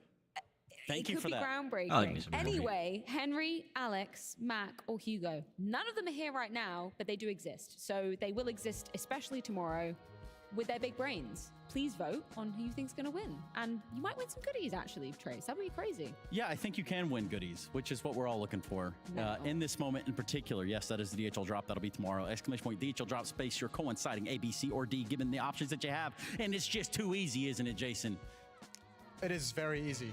Yes. It can be. Now, in this moment, Josh, if you'll say anything to close the show, self-deprecating humor is appreciated. Look into the camera. Yeah, well, the thing with today, guys, is that it was just so good. There were so many good moments that we took from this, and it was just both teams just played their hearts out. But unfortunately, only one team was able to make it through, and that one team was G2.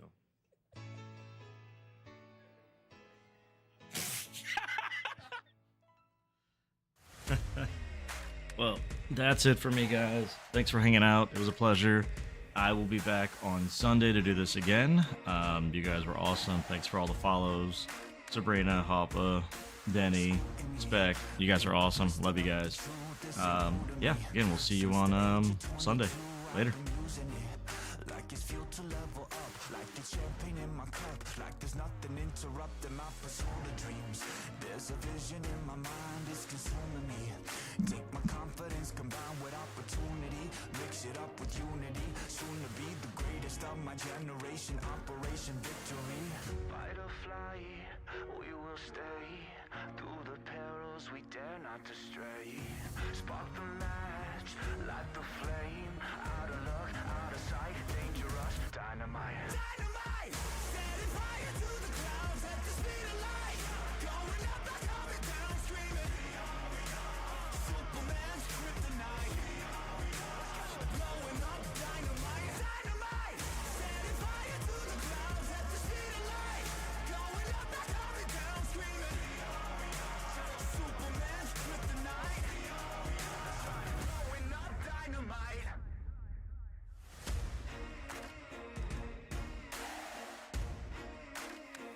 Check it. Troubled days, lonely nights, lot of tears, lot of fights. Big dreams met with bigger lies. It ain't what it seems from the outside. On my downfall they pray. Will I surrender or will I betray? Given the trauma that lives in my brain, or use it to fuel up the fire in my veins. I never complain, I boss up and do it. If there's a battle, I fight my way through it. If the wind blows, I thank God that it blew it. Cause what is a blessing depends how you view it. The fruits of my labor are in abundance. Indispensable, I'm not redundant. Incomprehensible the way I've done it. When the struggle pushes me, I don't shove it. I rise above it. Fight or fly, we will stay. Through the perils we dare not to stray. Spark the match, light the flame. Out of luck, out of sight, dangerous, dynamite.